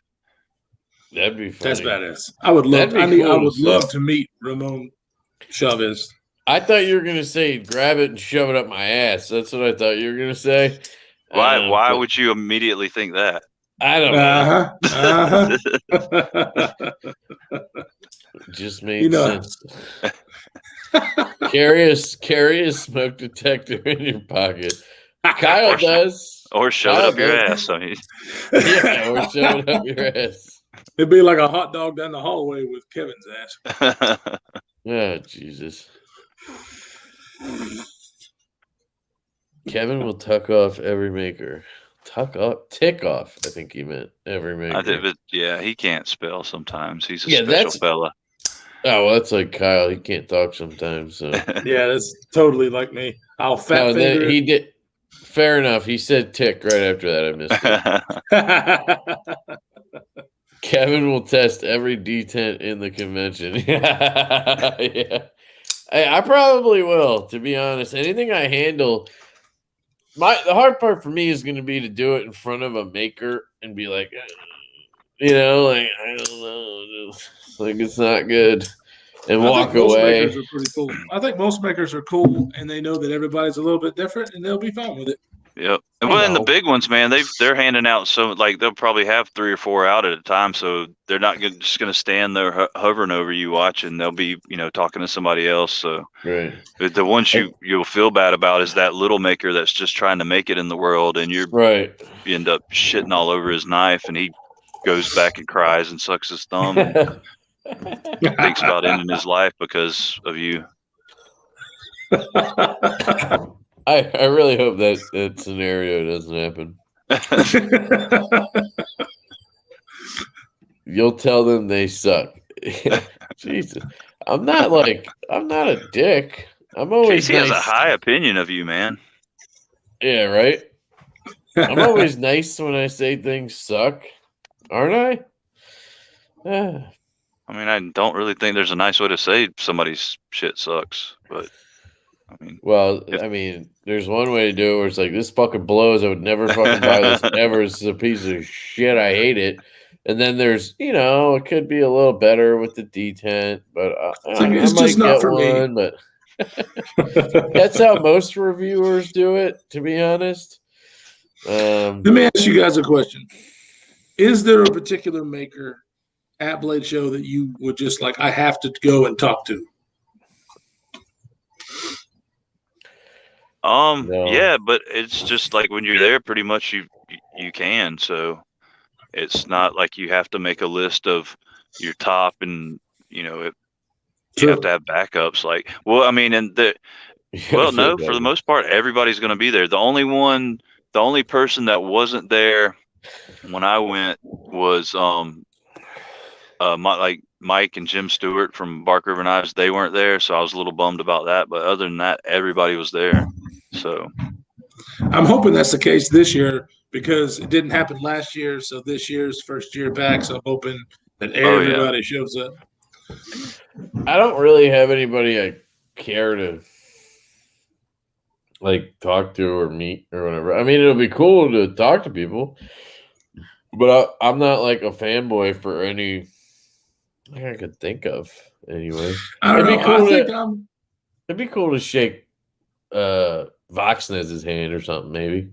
Right. I think I'll actually get a little bit starstruck. I think I will. But I hate Giant Mouse though. So, so I don't know. I'll tell him that. Oh yeah, Greg Medford. Of course. Yeah. 100%. I'm picking out another Slim Midi while I'm there. Yeah, Greg will probably be naked, so. Jesus Christ. I saw another good comment said, I showed it already, didn't I? Kyle smokes like he's on death row. I know. Leon Ma, find out what's going on with the beef. Yeah, right. No, I did tell Leon that Kyle and I wanted to stop by and meet him, and he was like, I can't wait to meet you guys. And I was like, all right, cool. Dude, when I went, it was almost like, have you seen, you go to conventions and there's those infomercial booths where they're doing a demonstration? It was almost like that. Like he was up there talking and there was a crowd around him just kind of watching him. It was pretty crazy. Oh, that's cool. You're talking about Greg Medford? No, Liang Ma. I'm kidding. I wonder if Liang Ma is going to have private security there. Oh, that'd be great if that dude showed up and they had a brawl in the middle of the convention. And then it turns out that all this was staged just to get interest in both of them. Right. Probably. Casey, any chance you're getting a tour folder before they release? maybe write it really. Oh, what the hell, Casey? That's not any different than the rest of us then. But he's trying to make it sound like he has pull. Right. He might get one at release. I can see you smuggling Leon back to the room. What? Winchester says, Lefty, you would probably walk around holding Medford's belt loop. Belt loop? Oh, hey, fuck you, man. I like the knives. I like the Slim Mini. That's it. It's the only knife I've tried to look at other models, and they all are just terrible. Unless I don't understand who they're for. Just huge human beings. Is that who they're for? Who else can wield a knife the size of the knives he makes? Or it could be a compensation thing. Well, probably. I mean, it probably definitely is. It definitely is for sure. For Greg, I'm not talking about me. I have the Slim Mini. Kyle's the one walking around with that Sean O'Connell fucking monstrosity. That thing is badass. So you really like it? You're not. Oh no, I knew that I was going to. Like I said, the design of it is what I love. The ergonomics, it's just right up my alley. I really. And that hollow grind on it, dude. The grind on that thing is sick. What the hell, Chicago? He said TPK, titty patina knives, so I could put my face in her chest and go. You're going there to motorboat somebody that you don't know. I can't wait till the cops show up. And it's not like she'll have a booth or anything. He'll just run into her in passing and just walk up and start motorboating her. Yeah, that probably won't. You're not gonna know. We don't know what she looks like. So how are you gonna know who she is? Oh, he knows. I mean, you'll know.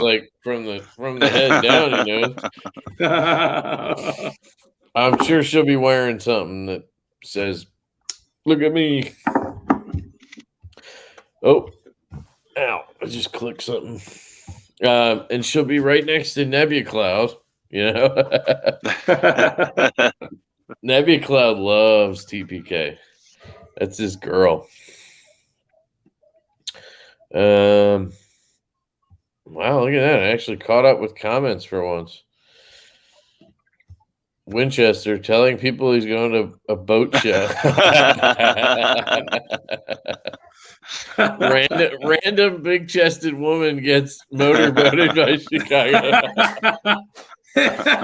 He's just running around the convention motorboating all these chicks. There's just a line of women at the security desk. This guy's been motorboating everyone. He's been calling me TPK. He hit me 3 times after I told him I wasn't and showed him my ID.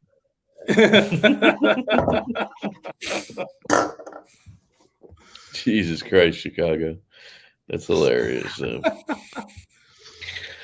All right. I probably need to start wrapping this up, which I'm terrible at, guys. You are. Yes. You suck at it pretty bad. I just keep going. Bad. Last time on the edge, it was supposed to be over 11. How long did we had Jared on at the end? And I'm pretty sure we went to 1 a.m. Hey, at least you're not like KC just trying to end a regular video. But thanks for watching, guys. Oh, what? But by the way, also my son wanted to tell you guys that. JN says motorboat first, ask questions later. That's always been my policy. That should be a slogan for somebody. Should be a t-shirt. Yeah, we'll put it on a t-shirt. That would be a great t-shirt. We should all wear that to Blade Show. Are you TPK? Brrr. Are you TPK? Mark Kaufman in the house. What's up, What's Mark? up, dude? That's another channel Nebula Cloud speaks very highly of. So glad to see you there. Grateful Panic. Really enjoying the live feed, you all. Thank you, man. We appreciate that. Yeah, Mark's a good dude. Looks like he's into traditionals. Yeah. Okay, cool. That's probably why I haven't seen the channel yet. I just can't get into traditionals at all. I tried. I got a Rough Rider one. So I bought two. I got a Rough Rider in this like micarta, and it was like a cotton sampler or whatever, because I thought the cotton sampler looked cool. It was like this big ass blade on the and then I got a Tucson TS 123, had like copper and titanium, and it actually had a clip. It was a slip joint, which was pretty cool. But like maybe it's because I tried carrying it as my only knife. Yeah, like no, don't do that. At that time I only carried one knife at a time. So like maybe that was the problem. I didn't have it as just like a backup, you know. So I should try it again sometime. I'll try to get it. I really wanted to try that Lion Steel Thrill. Is that the integral? The aluminum I think it comes in titanium too, and then it has a clip that you push, like you push this thing and it pops out. It looks really cool. Always wanted one of those. I just never bought it. I don't know why. Are they available? I don't know. Let's find out. Because I've always thought that was a pretty nifty idea, but I don't know how well it works. I guess we figured out what knife you're buying on the live feed tonight. It's not that hard to get him to buy something. I don't want to buy it from Blade HQ. That's for sure. Not if you want it in a timely fashion. Collector knives might have it. Are they expensive at all, or? They're pretty pricey. Well, are you talking about the collector knives or the knife itself? Yeah. The knife. No, collector knives, sir. No, they're just pretty average as far as and actually some of their prices are better than what you would find. Here it is. I like the Ferrari red. Is that weird that I like the Ferrari red? Nah. I'm not a huge fan of red, but on my these are more expensive. $138. $215 for titanium. That's more than Blade HQ, I think.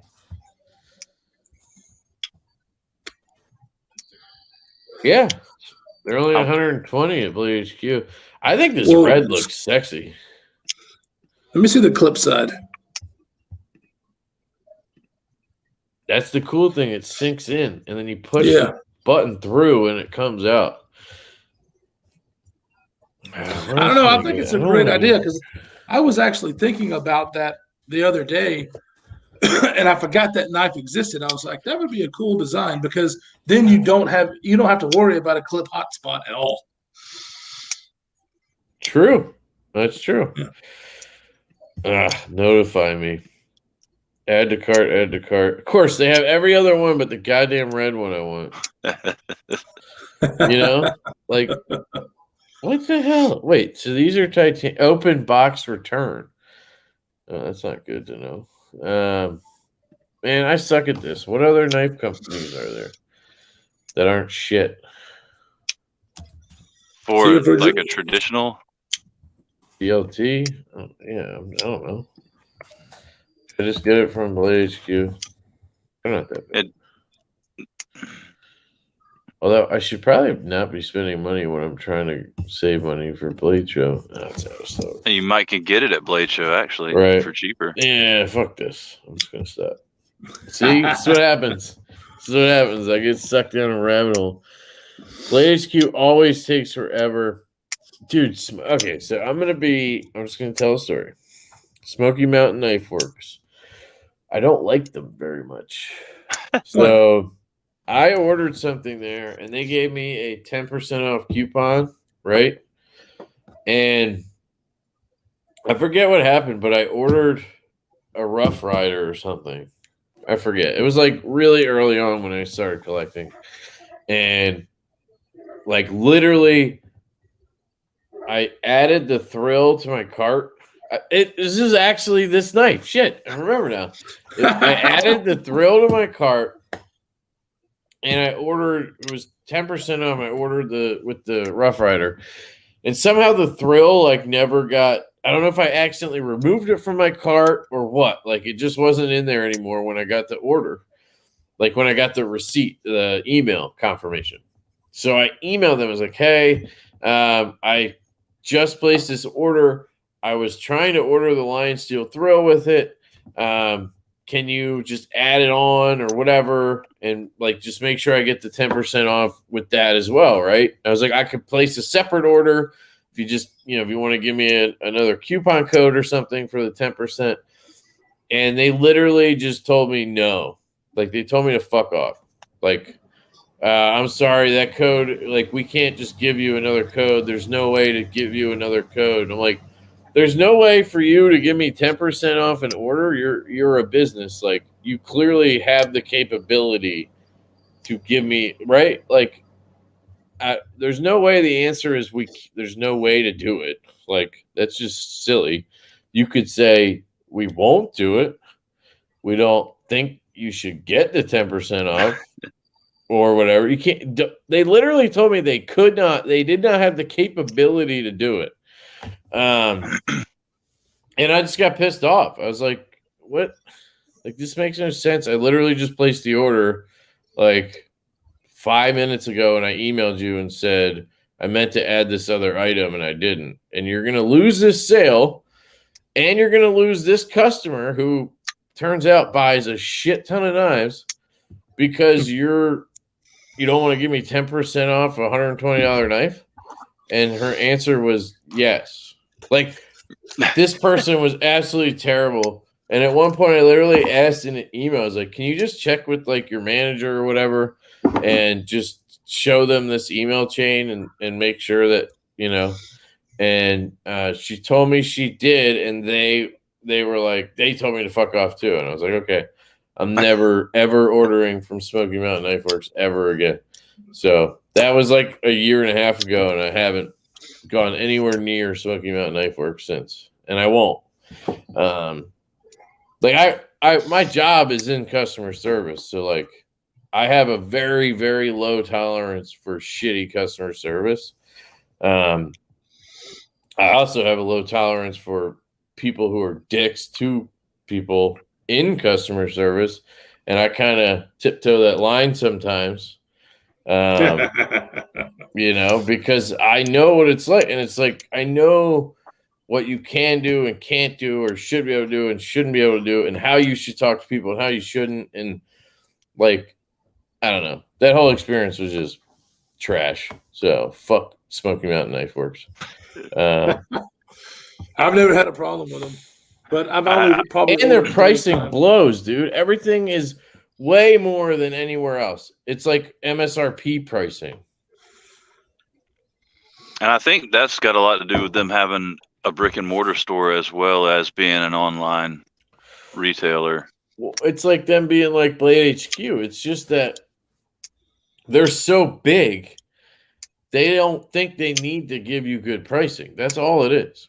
And they need to cover all their overhead from all their fucking marketing and their brick and mortar and all that stuff. But the theory is we're like Walmart or we're like Amazon. People are just going to search and come here and they're going to order shit. We don't need to cater to people. We don't need to give them deals. So that's why they don't. And you go to places like White Mountain Knives or River's Edge Cutlery and you get a good price. Yeah. And usually all those places are in line. White Mountain Knives, Rec, DLT, Knife Joy, all those places are in. GP Knives are all in line, same pricing. Then you go to Blade HQ, Knife Center, or Smoky Mountain Knife Works, and the price is way more. And it's like, it's because they know that people are just going to organically get to them and order the product because they have such a large they're such a large part of the market. If you Google a knife, the first three things that pop up are either Blade HQ, Knife Center, or Smoky Mountain Knife Works, followed by probably DLT Trading. Those four. Yeah, the good thing about the smaller ones is sometimes like there's knives that nobody has in stock. They don't have it in stock, but then they'll look for it for you and get it in stock just for you. Right. I love the small knife stores. I mean, I totally advocate to go use those stores or your local store over going. Don't buy from Blade HQ or Knife Center unless it's a knife you can't get or whatever. It's not available anywhere else, or some shit for whatever reason you need to get it from them. It's an exclusive, something like that. Otherwise, don't use them. JN says you don't buy it, the next 100 people will. Exactly. That's how they feel about it. I don't know why. I just went on a rant about that. And they know you know that. Right.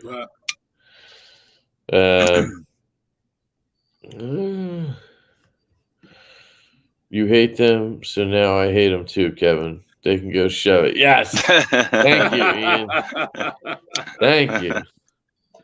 Which reminds me, go to White Mountain Knives and use code Lefty10. You'll get 10% off your order and free shipping in the United States. Look at that. You didn't have to email. You didn't have to fucking pull an arm and a leg to get 10% off. You just got it magically. Because White Mountain Knives knows what they're doing. They're trying to sell shit. Fucking Smoky Mountain. That is why I don't own a Lion Steel Thrill. That's so funny.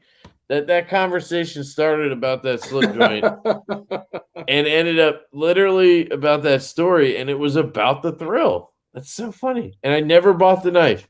I think it just soured me to the whole thing, and then I like kind of associated the knife with it and just never bought one. You hate them. Funny. You hate the knife. You hate the guy that made the knife. Exactly. Yeah, I hate that Maletti guy from France. His wife sucks too, and her spaghetti's horrible. Yeah, White Mountain Knives is great. I've been happy with every order I've placed with them. Yeah, Justin over there is awesome. He always ships shit fast. It's always 2-day shipping, I'm pretty sure. I get shipped fast. It's always packed well. The only thing I'd wish he'd do is add like a sticker or a business card or something. I've tried to like show shit I've gotten from there. I'll even like ask him, like, dude, put a sticker in there. He never does. Because I'm like, I'm gonna unbox this on YouTube and I'm gonna show your fucking sticker. But like he never puts it in there.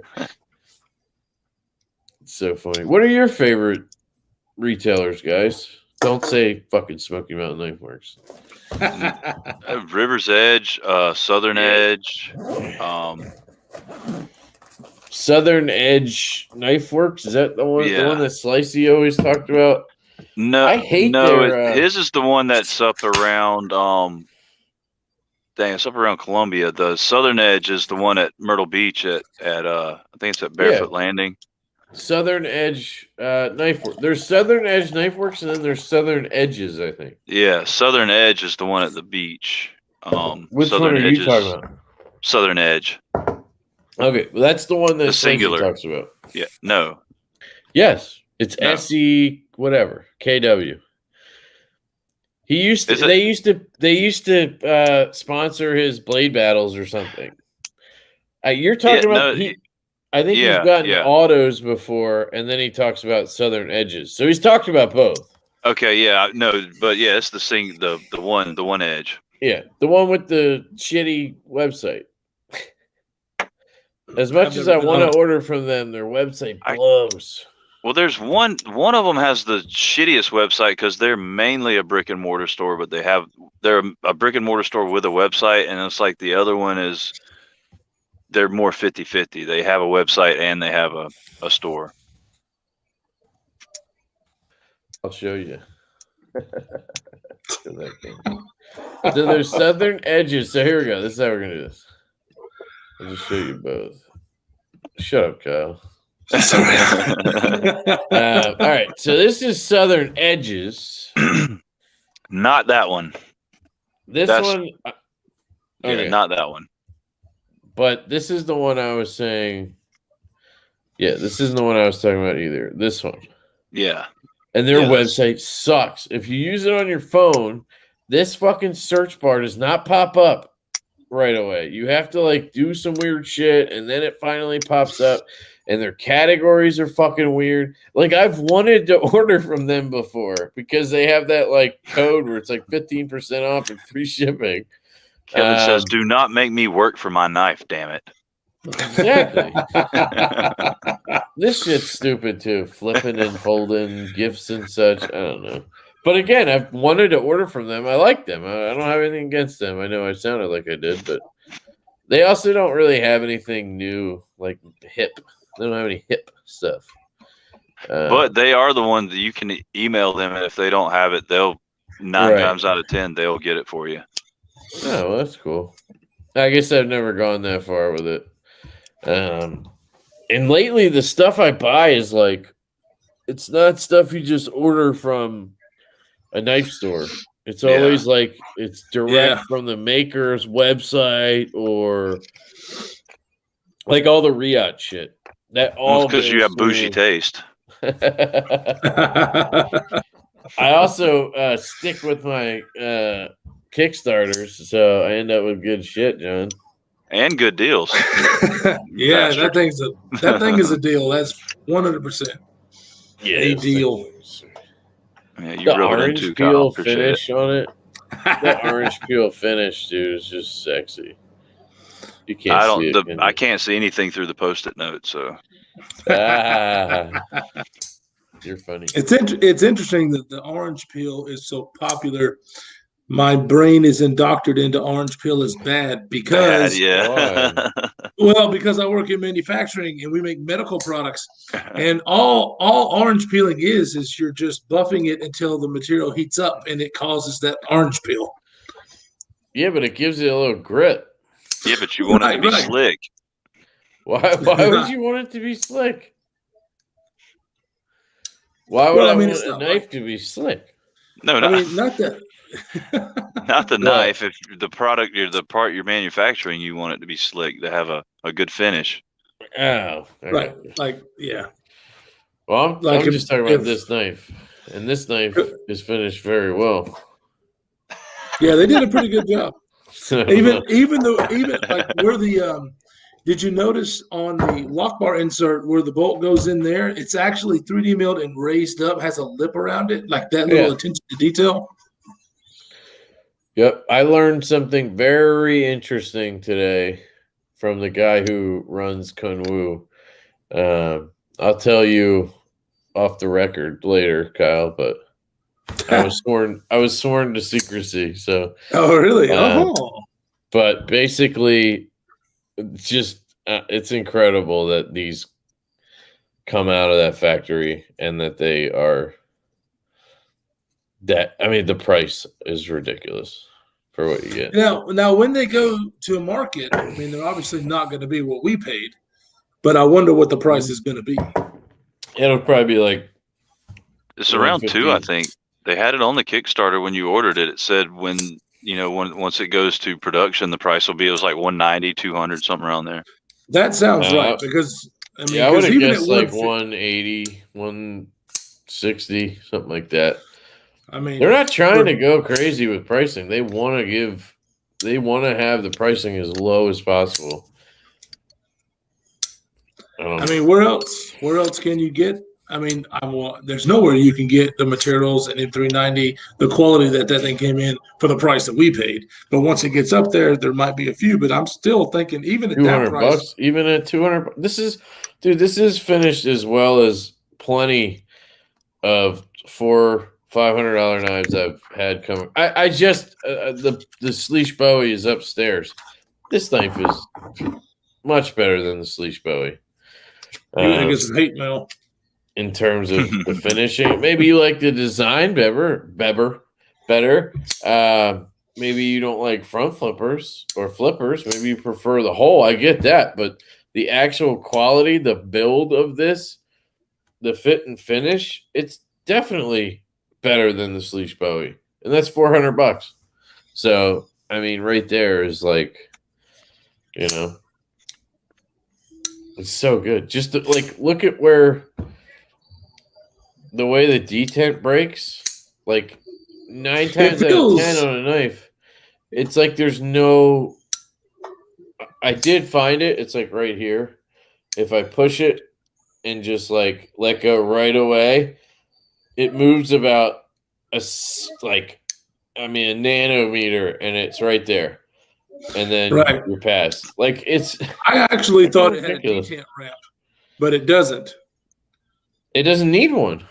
That's what I'm saying. I thought it did because of the way it felt. Yeah, I mean,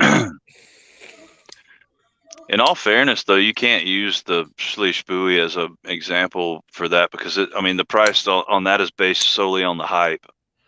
It has nothing to do with how good of a knife it is. I mean, yeah, but it's still a $400 retail knife. Right, but I mean, they can price it like that because they know how freaking pissed off people were when they couldn't get it before. So they wait a year or so, and then re-release it at $400. People will pay that at the drop of a hat, regardless of how good the knife is. All right, so let's take the Tuya knives. Those are $230 for the same materials. I love Tuya, and I would definitely say this is a step better than that as well. Well, and the difference between that, because as far as build quality, possibly the Kunwu's got it a little bit, maybe, but I just like that design better than I do like B2 or 3. You like this design better? Mm-hmm. Yeah. I think it fits my personality more. I like that design, and I also like, yes, flippers get boring to me, but that has a regular flipper and a front flipper, and it's very fidgety to me. Right. And I love the clip, dude. The fact that it has a deep, like having a knife this like expensive and it has a deep carry clip. Like not just deep, like deep, right. deep. But they did it right. They didn't make it where it gets in the way of your ergos. It doesn't at all. But in my pocket, because I carried it today, and in my pocket, like the way I usually grab my knives that have deep carry clips, it was like so sensitive, like I was pulling my pocket. Yeah. So that was a little bit of an issue, but then I just learned how to pull it out. Yeah, you just get used to it. You gotta learn how to pull out today. About time. I've got 5 kids. Yeah. Boy, there you go, dude. He's never learned that lesson. But yeah, you look at it and so just right off the bat, it looks like it's going to be an oddball, like weird design because of that tab and everything. But then you flip it out and it just is a simple drop. Have you cut with it yet? No, I haven't, but it's sharp as fuck. I can tell. Oh my God. You know what I'm noticing right now? Cardboard like crazy. What are you noticing? That knife opened, it very strongly resembles a Vero knife. Which one? I mean, nothing in particular. It just has a lot of same aesthetics. Well, I said it in the unboxing. It's a new trend right now to have these flat flipper choil type things. Like the Jaeger had one. All the Veros have it. I've seen it on a few knives.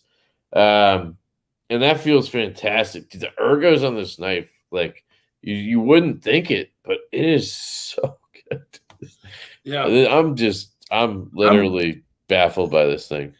I'm glad that that's a trend for that flat. If it's not going to have a finger choil, as long as it has that flat that I can choke up, it's actually really comfortable. I didn't think it would be, but God, it is. It basically is a choil, so. No, get one. If you can get one, fucking get one. I don't care if it's $180, $200. I mean, what number is yours? Yeah, so they fucked that up, by the way. I was supposed to get like a dog tag. The clip was supposed to be already reversed for me. Like, he went out of his way to try to like make it reversed for me and everything already. But the shipping people fucked it up. It's 9 of 400, but I was supposed to get damn one. Low number. I was supposed to get one out of 150. Like the first 150 people that backed it, there was a separate, I guess, run for those. I told him, I was like, dude, mine's centered, mine's perfect. you're not getting this back. Like if you try to send me the correct one, you can fuck off.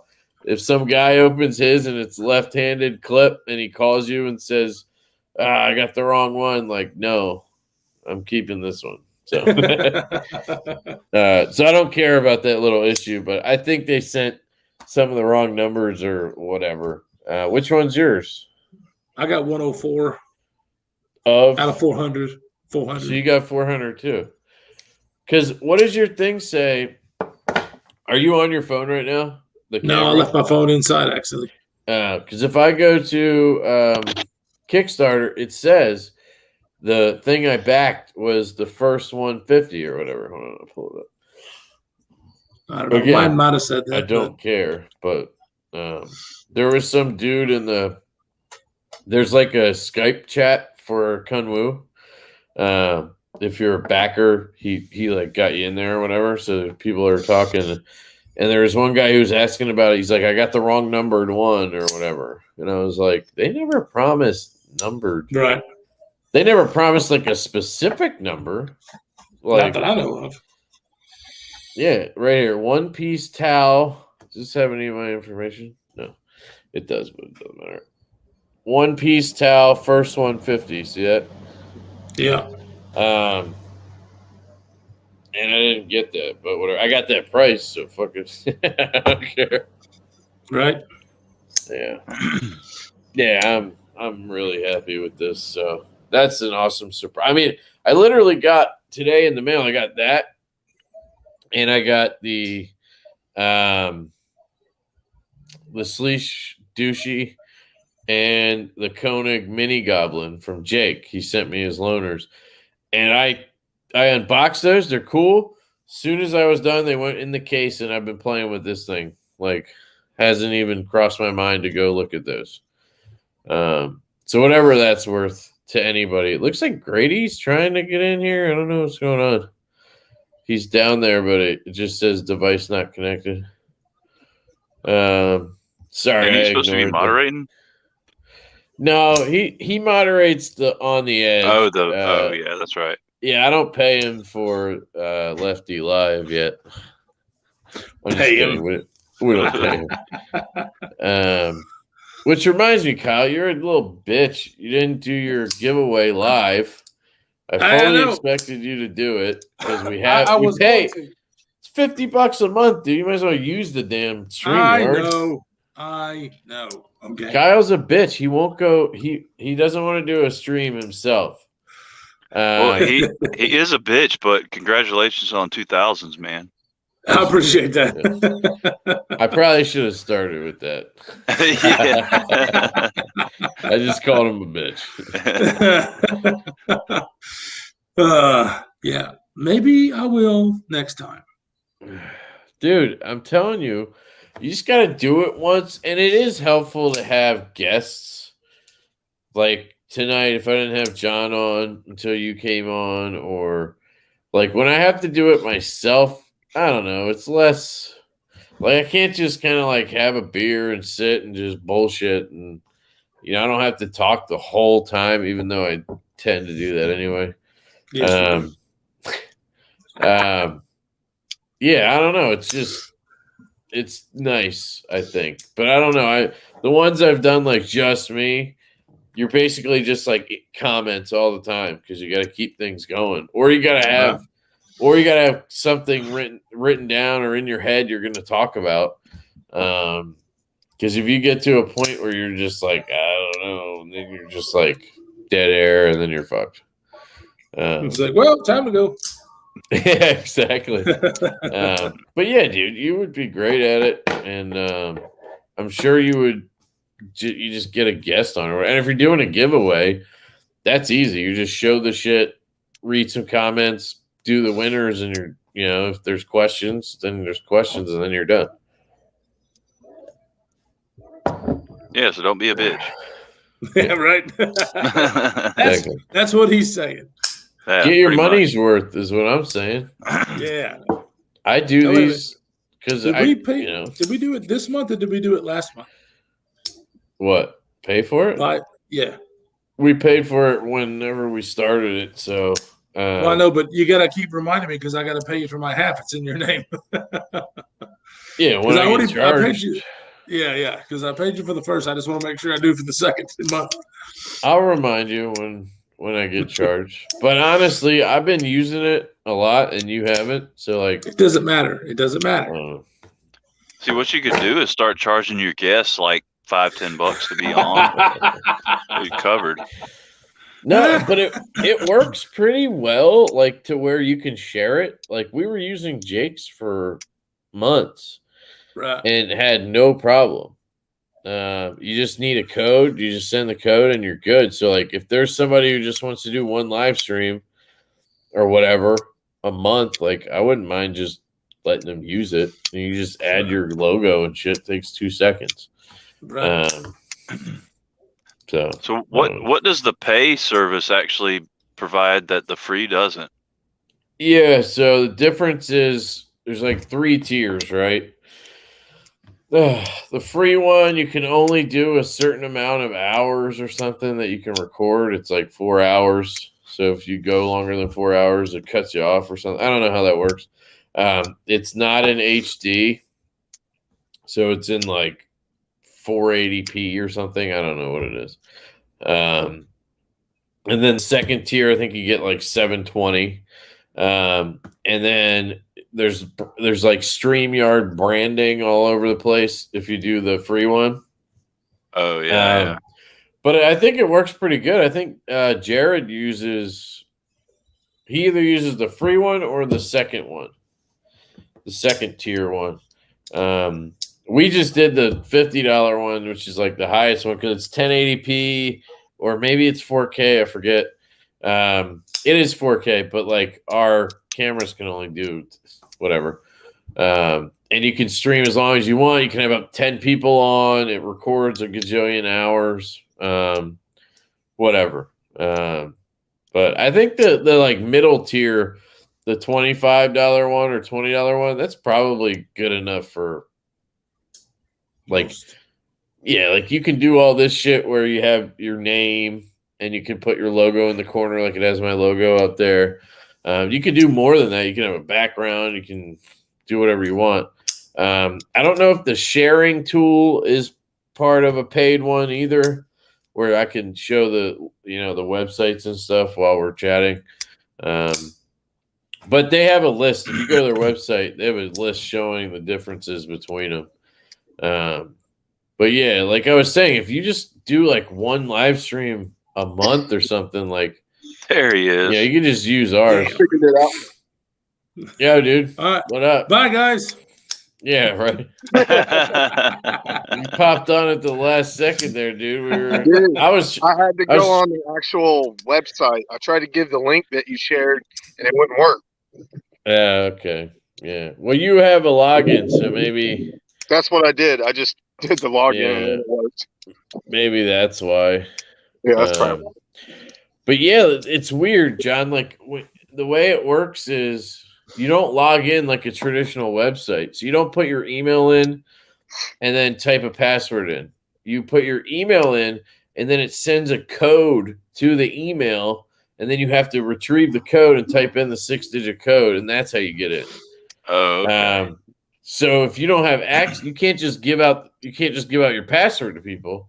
If you don't have access to that email address, then you're at the mercy of whoever does. So like that's kind of what we were doing at first. We would be asking Jake for the code, and he's busy, he's doing whatever, and then it'd be like 10 minutes later, we're like, where's the code? We got like 10 minutes till we're going live. And like he was always great about it. We always got the code, but like meanwhile he's off somewhere hiking and right out of cell reception. Exactly, that could happen. Right. So, and then I figured I'd like to do lives, and I figured maybe Kyle would man up and want to do lives, and Grady would grow some balls and want to do lives, which hasn't happened yet. What? I said I do lives with you a lot more than Kyle does. Oh, that's true. He just called you out. True. He's right. He's right. He is right. But Grady shows up. My hats have a curve in them, though. Shut up. Yeah. Fucking hipster. You gonna add a fanny pack to that get up? Maybe. I don't know. And a can of mate. You were showing us colorful fanny packs yesterday, I dude. did that because it had that shit that I thought Jake liked because he said he liked that color on scales. I found it in a fanny pack, and I was like, "Oh yeah, let me send that to Jake." And then you're over there calling me gay.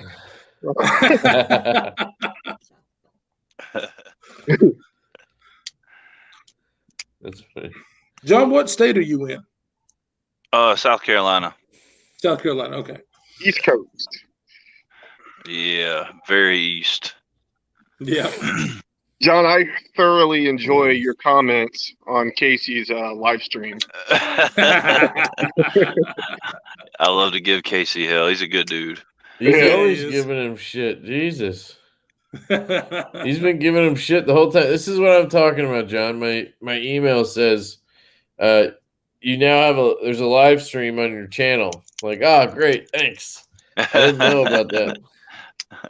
Who's doing that? Damn it! I need to check. Yeah, right. Like, who's on my channel? I don't know. Oh man. Shit, I forget. What was I looking up? Oh, I was gonna look up those fanny packs. The colored ones, the multicolored, fancy, scale matching fanny packs. Dad fanny. The dad fanny. Oh no, that's not it. Dude, I think you sent it in one of those that you can't like save. No, I didn't send the link. I just screenshotted it, sent it to you. I know, but it was like a disappear. Oh no, here it is. Oh, here's one of them anyway. Oh yeah, that's the one I sent. What the? You have a dinosaur on it? Yeah, that guy's got Jake beat.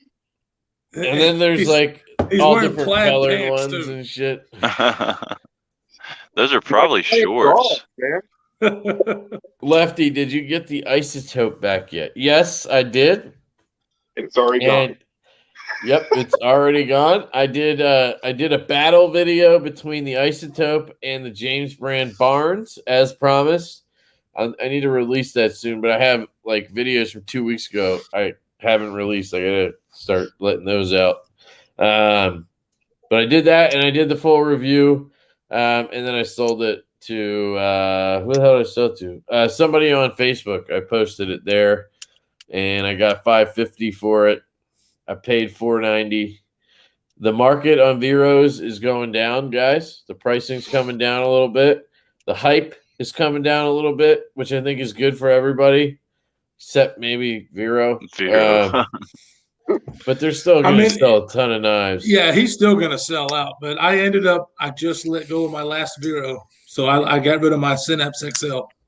Yeah, I'm tempted to let go of my Synapse Gen 2, actually. I've been thinking about it, and I don't know. My collection has dwindled to like nothing. Like not nothing, but like. Well, I'll be honest. The only reason I got rid of it, I love the knife.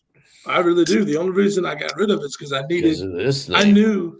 Well, I wanted another knife, and I knew that one would sell within minutes, and it did. It sold within minutes. Yeah, of course. Yeah. So if anybody's interested in a Synapse Gen 2. I have a hand satin marbled carbon fiber version. Tier 1 Gear and EDC has it right now for review, but I'll probably just sell it when I get it back. Get some Blade Show money, some more Blade Show money. What did I pay for that? I forget, but I think I'd sell it for $500. I think that's pretty fair. Does Justin know you're looking to sell it? Yeah, he did. I don't think he wanted it. He wanted my. I also sent him the Necronaut from Arcane Design, and he loves that thing. So he's trying to figure out a way to get the money to buy that for me. He was going to trade me the Shamwiri, but I think he really wants to keep that. And honestly, I'd rather have cash, even though I like the Shamwiri. But I don't need it anymore because I have the Tau, which is a sick-ass drop point front flipper. So I don't really need that anymore. Yeah, this dude better than we quality. I'm telling you, so fucking good. Like the way I put it is, it's leagues above Best Tech.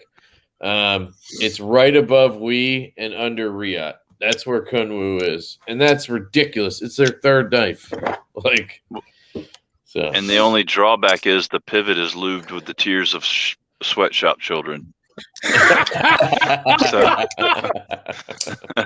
There you go. Yeah, that's a good point. How do they do it, right? That's funny. No, I don't think so, but maybe. We don't know. I talked to Sergio. He's behind Kunwu. He's a really cool dude. He doesn't seem like I don't know, but everything in China, I guess, is done by communist children. Yeah, they're communists. The knife company, it's just a bunch of rich families over there that control the knife market. The ones in power. Nebula Cloud's in the house. What's up, buddy? We were just talking about TPK. Know you'd be excited to hear that we shouted out Titty Patina knives. I wouldn't say so much shouted out. We talked about how she was going to get motorboated by Chicago at Blade Show. So let's put that in context. Somebody commented that they were going to go to Blade Show just to find TPK and motorboat her.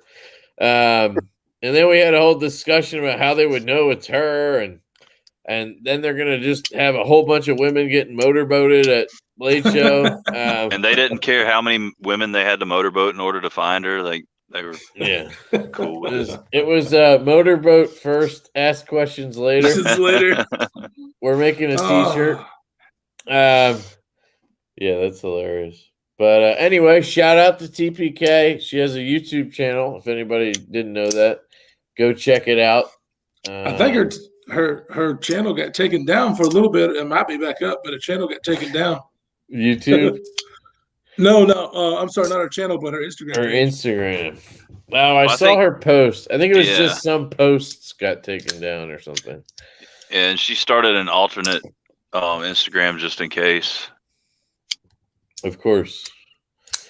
Yeah, I mean, if you can't show your tits while you're working on knives, what can you do? I mean, she would have to remove the knives. I'm just kidding.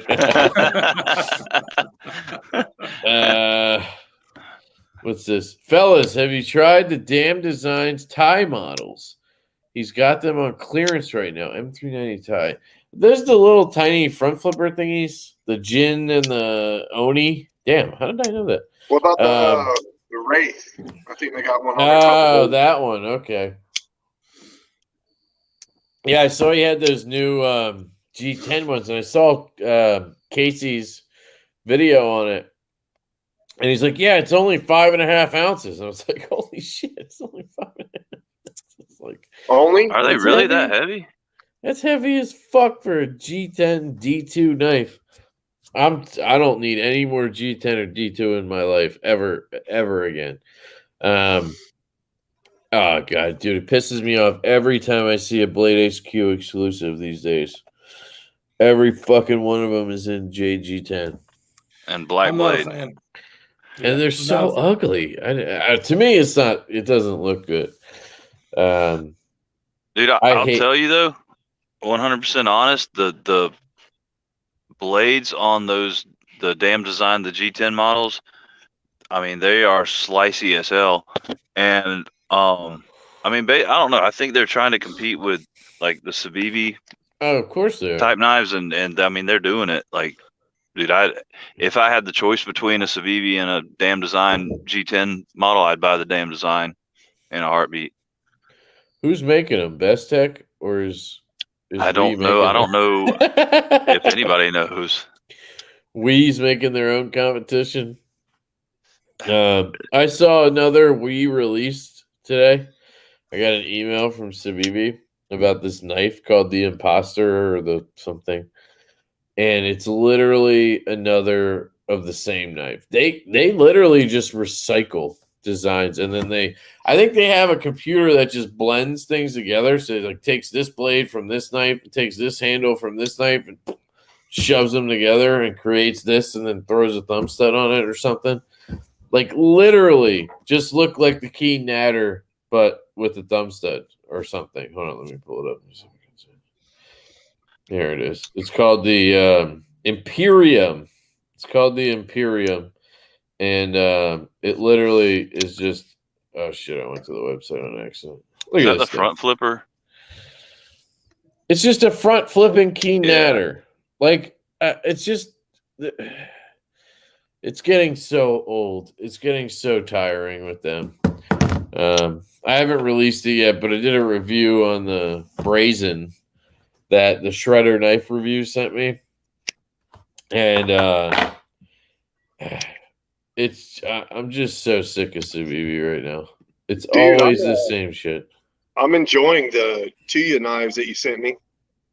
Oh, you got them? Mm-hmm. Yep. Yeah, they're cool, right? The MV2 today. Guess what else he got? He finally got some stickers from his buddy D2M gear. Finally, bro. And I got a keychain. Jesus. Now I can go on a sticker mount with everybody else's. I got like 500 from Kevin and Jake. Yeah. Those were for his giveaway, dude. And he already shipped everything out from the giveaway, you dick. Yeah, when he sent me that giant mouse Biblio and the Pena knives Apache, he sent me some stickers as well. Look, we're matching, Grady. Oh, that's the Asher, right? Yeah, but look, titanium with black hardware. That's what you got, right? Yeah, that's the one I got. I like that one better than the one with the G10. The drop shot on this one is better, in my opinion. It's not G10, dude. It's end-cut carbon fiber. Really? I made the same mistake. We were just talking about it. Looks like G10. It felt like G10. That's what I thought it was. It's end-cut carbon fiber. Fancy pants stuff right there. Well, I like the titanium better. Here you go, Kev. The damn design bastards. Ooh. Which this one, this one's a little weird. That blade shape, but the action is stupid. It looks like a delicate tip. Is it a delicate tip? It is, but it doesn't. You don't have to worry about breaking it. Like it's pretty pimp. But like this is a better clip point in my opinion. Say that again. It's pretty pimp. It is. I like it. But yeah, it's. Like I would take these over Civivi any day because, like you said, they're recycling the same knife design over and over and over, and these are actually, refreshing. Yeah. I wish he'd gone a different route than D2, but other than that, I don't understand. It must have been cheaper. It must have been the only way to keep it at $50 or whatever. Yeah. But like, I can't believe this day and age you can't get 14C or something for that price. It's brutal. But what really impresses me about them is how thin they are. Like it comes down to like there's no. I gotta figure out this stupid camera. Yeah, it's reversed. You get used to it after 10 years. I don't know if you can't see this shit. No, we can't see but shit. Yeah. But yeah, it's like super thin behind the edge. Like we're talking for a $50 knife, we're talking like probably 10 or 12 thousandths. So maybe it is we who made it. Yeah, it could be. That's the one good quality about them. Okay, there's more, but like their grind comes down to very thin edges. It's impressive, Civivi. For that price point and everything, He said, go to the website. Okay, yeah, I'll go to the website. He can do that. He can share it too. What is it? Damn design. Damn, it just popped up. That was weird and creepy at the same time. There we go. Look at this thing, guys. It's a pry bar with a level in it. Yeah. You can buy this right now. What? All right, hang on a second. Zircuti panel sold out. Stonewash titanium, no tritium. No tritium. Who the fuck wants no tritium? I definitely want tritium. Gotta have tritium. I'm confused. Is there tritium in the other one? The zircuti, whatever? Let's take a look at this thing. Hold on. So it's a pry bar, obviously. It's got a level. What is that thing up there? It's got a ruler type thing on the side. It's got and that. a bit driver. You can put a. Oh no, it doesn't. Driver. Holy Kyle, this is a game changing. Yeah, because it's got it to Tim. It's got, if it has it at the end, it doesn't carry a bit, but holy shit. What is that? What is this thing? That's the tritium. So that glows in the dark? Yeah. Well, who the fuck needs that? I don't need that. I'm gonna order one of these. Wouldn't be a lot. Glad to help you. Let's chat. Should I chat with them? Yeah. Ask them if you can motorboat them.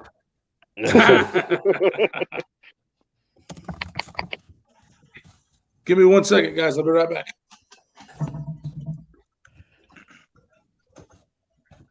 Are there any pry bars with tritium available?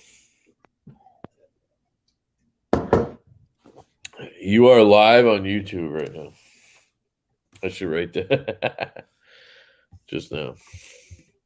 Dude, am I crazy or does that thing look fucking awesome?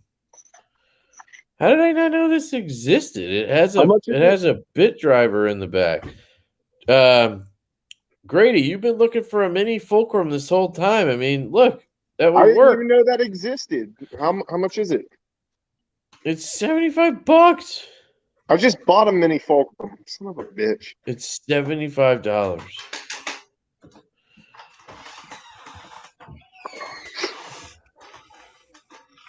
It's the only one available.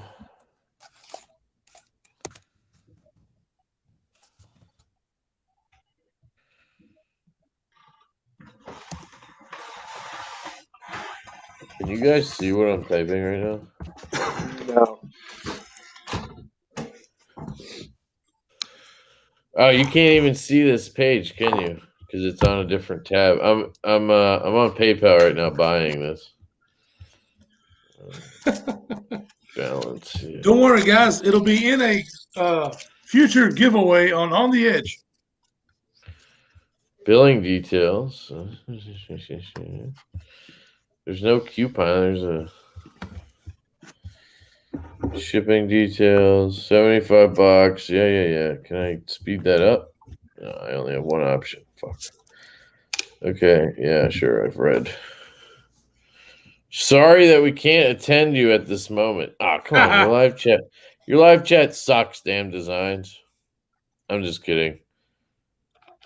Oh my god, I thought that was it. That was it. Checkout. Okay. We done or what? Was that it? Order number. Yes. All right, guys. Live on Lefty Live, we have ordered the Damn Designs pry bar that I just discovered. If anybody else wants one, go check it out. The thing looks fucking awesome. So dude, doesn't this thing look sweet? That'll fit in my pocket organizer. Yeah, because that doesn't have a pocket clip, does it? No, I think the only way to carry it would be to put a lanyard there, but that wouldn't work, right? Because it's a bit holder. I hope that's a bit holder. I should have read a little more about it. Yeah.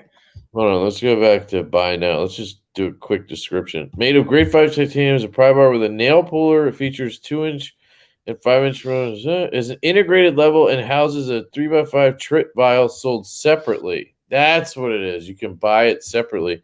It has a 1/4-inch magnetic base driver as well as a 4mm and 1/4-inch wrench. So it is 3.5 inches. What? So okay, guys, I'm just glad that is the bit driver at the end. So that's awesome. Yeah, and look, you can add the trip vial. And I don't think the tritium vial is that thing up top, John. I think it is.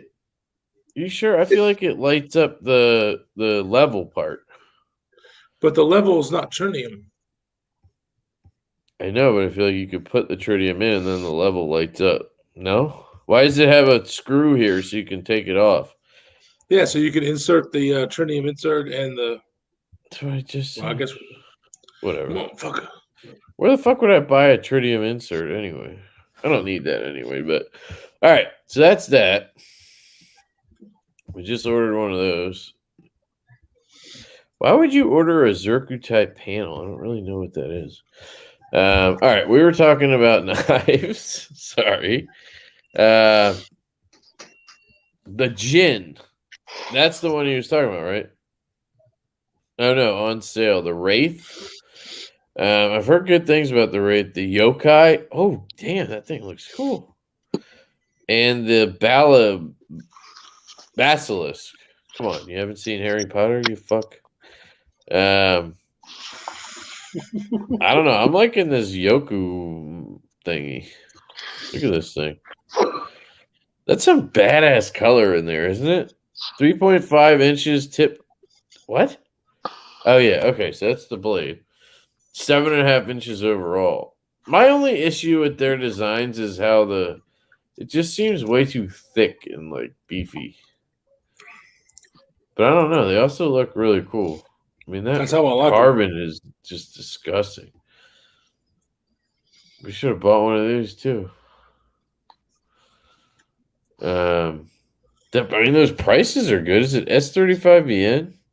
Or is it? No, it's M390. Ooh. Black PVD handle, black marbled carbon fiber. You can get blue marbled carbon fiber. I mean, they've dropped the price to $150. That's impressive. Look at that. That is impressive. But to say it's a Tanto compound grind, looks like it's right up your alley. Damn. All right. Well, I just spent $75 on that pry bar. I'm not. Check out the Wraith. Yeah, I've seen that. It's the same handle, basically, just with uglier blade on it. I'm not a fan of this blade. It just looks. It looks like a turd. What? It doesn't look like a turd to you? No. What kind of turds are you squirting out? Look at this. That's a turd just came out of me right there. Here it hit the ground. I don't know. I like this one. This says it's $49, which, are you kidding me? Look at that. It must be wrong. Look at the blade steel. These are all D2. Yeah. All right, so I know, but this is a fancy model. Look, that's titanium with carbon fiber. I'm just not a big fan of D2. They need to change the picture because what he's really advertising is this. Well, the other one is the picture said coming soon. I know, but why does it look like that on the picture? Of course, that looks good. I mean, but then it's G10 and D2. This looks okay. I mean, it's a Bowie, right? Bowie. Available on Amazon. Interesting. $50. I mean, it's hard to beat that. D2 though, but other than the D2, it's cool. Invictus was another one, right? Where's that? All right, I'm gonna look at this Invictus and then I'm gonna go because it's supposed to be an hour, and of course the usual happened. Oh god, there's 4 more. All right. Why is he showing the fancy model and then only offering the D2? That's weird to me, right? Doesn't it say coming soon on the picture though? Oh, God, we get that, dude. Well, that's what it's doing. So yeah, but what he's saying is these G10 ones are coming soon, not the they're out. No, they're the G10s out. are out. Yeah, well, look, they're on Amazon now. They're sold out already. No, they've been released. They're not coming soon. They're on Amazon now. Well, look, they all say sold out right here. All right, I guess so you're saying these cool-looking ones are coming soon? Yeah, that's what I'm saying. Yeah. Okay. All right. Fine. Somebody said the tie was the original intent, and then he shifted to the budget models. So these are never gonna come out. So somebody said in the comments. Yeah, probably because $10. Because people are fucking cheap. So, dudes, what's up, Jake? Who is this bearded gear fella? Some loser. I know. Who would wear his t-shirt? I don't know. Me. Some other loser. I know he's a guy that promotes fanny packs. Is all I know. Yep. And sells them by the truckload too. He got me to get one, but that's not really hard. Bearded Gear has 10 on your pry bar. $10 on your pry bar. Oh, that was okay. I saw the confused look. I'm like, come on, man. I didn't get it either. Jake, did you see this pry bar, dude? You should check this out. I already removed it, right? I don't know when he came in, if he saw it or not. But, Kev, somebody said, where are the ball sacks for the donation? Damn it. It's upstairs. All I have is Kevin left his balls upstairs with his wife. Yeah, right. All I have is this. This is not a ball sack.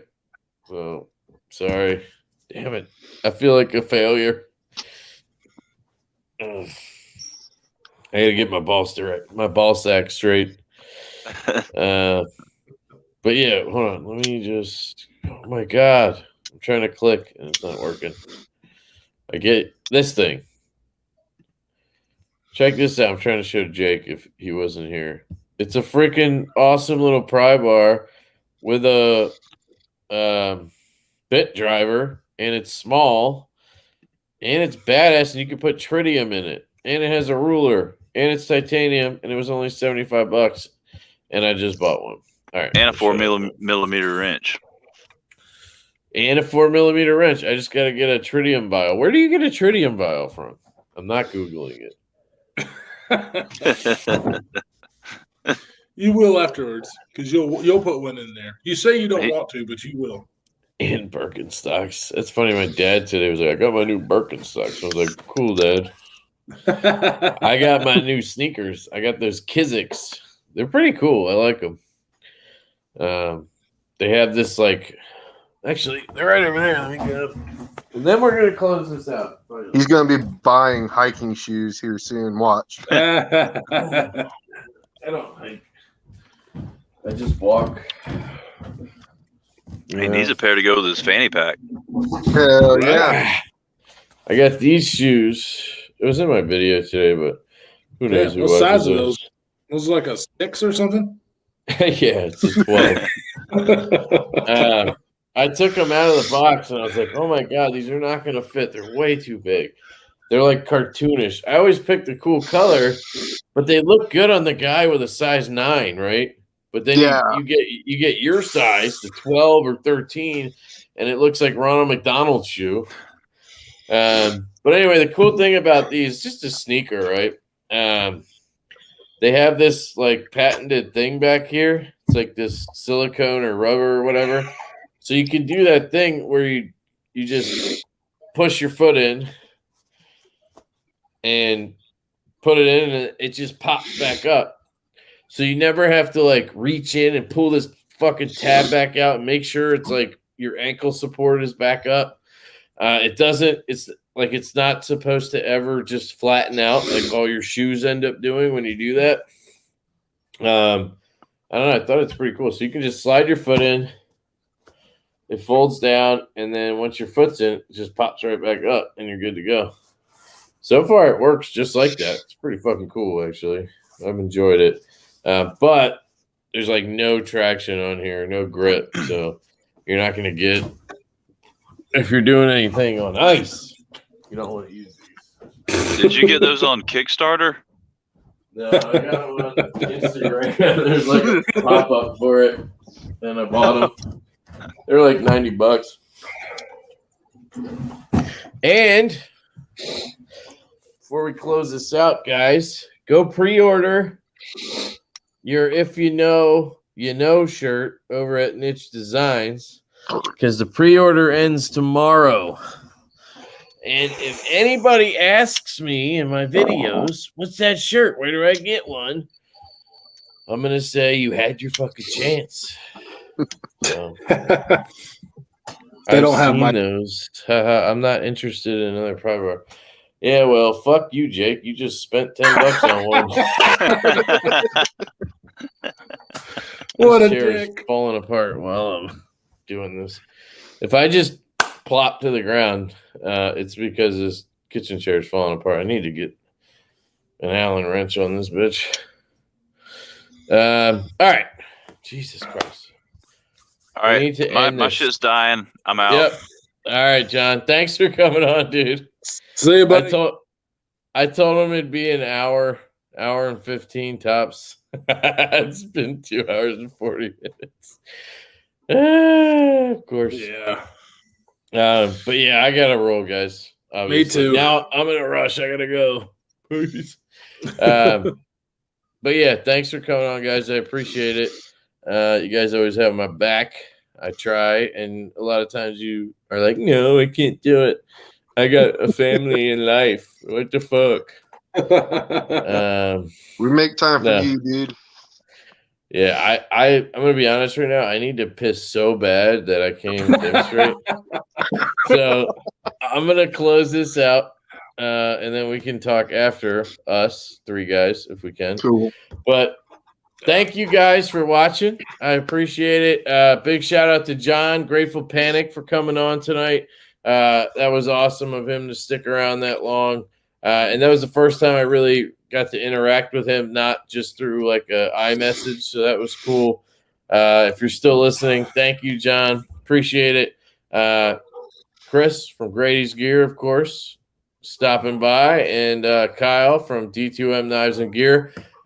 We'll be back on Saturday night. In 2 nights, we'll be back with Jake and Sean from Gear Towards Gear for On the Edge for another probably 4 hours of redonkulous live streams. So thank you, everyone, for stopping by. Love you, and catch you later.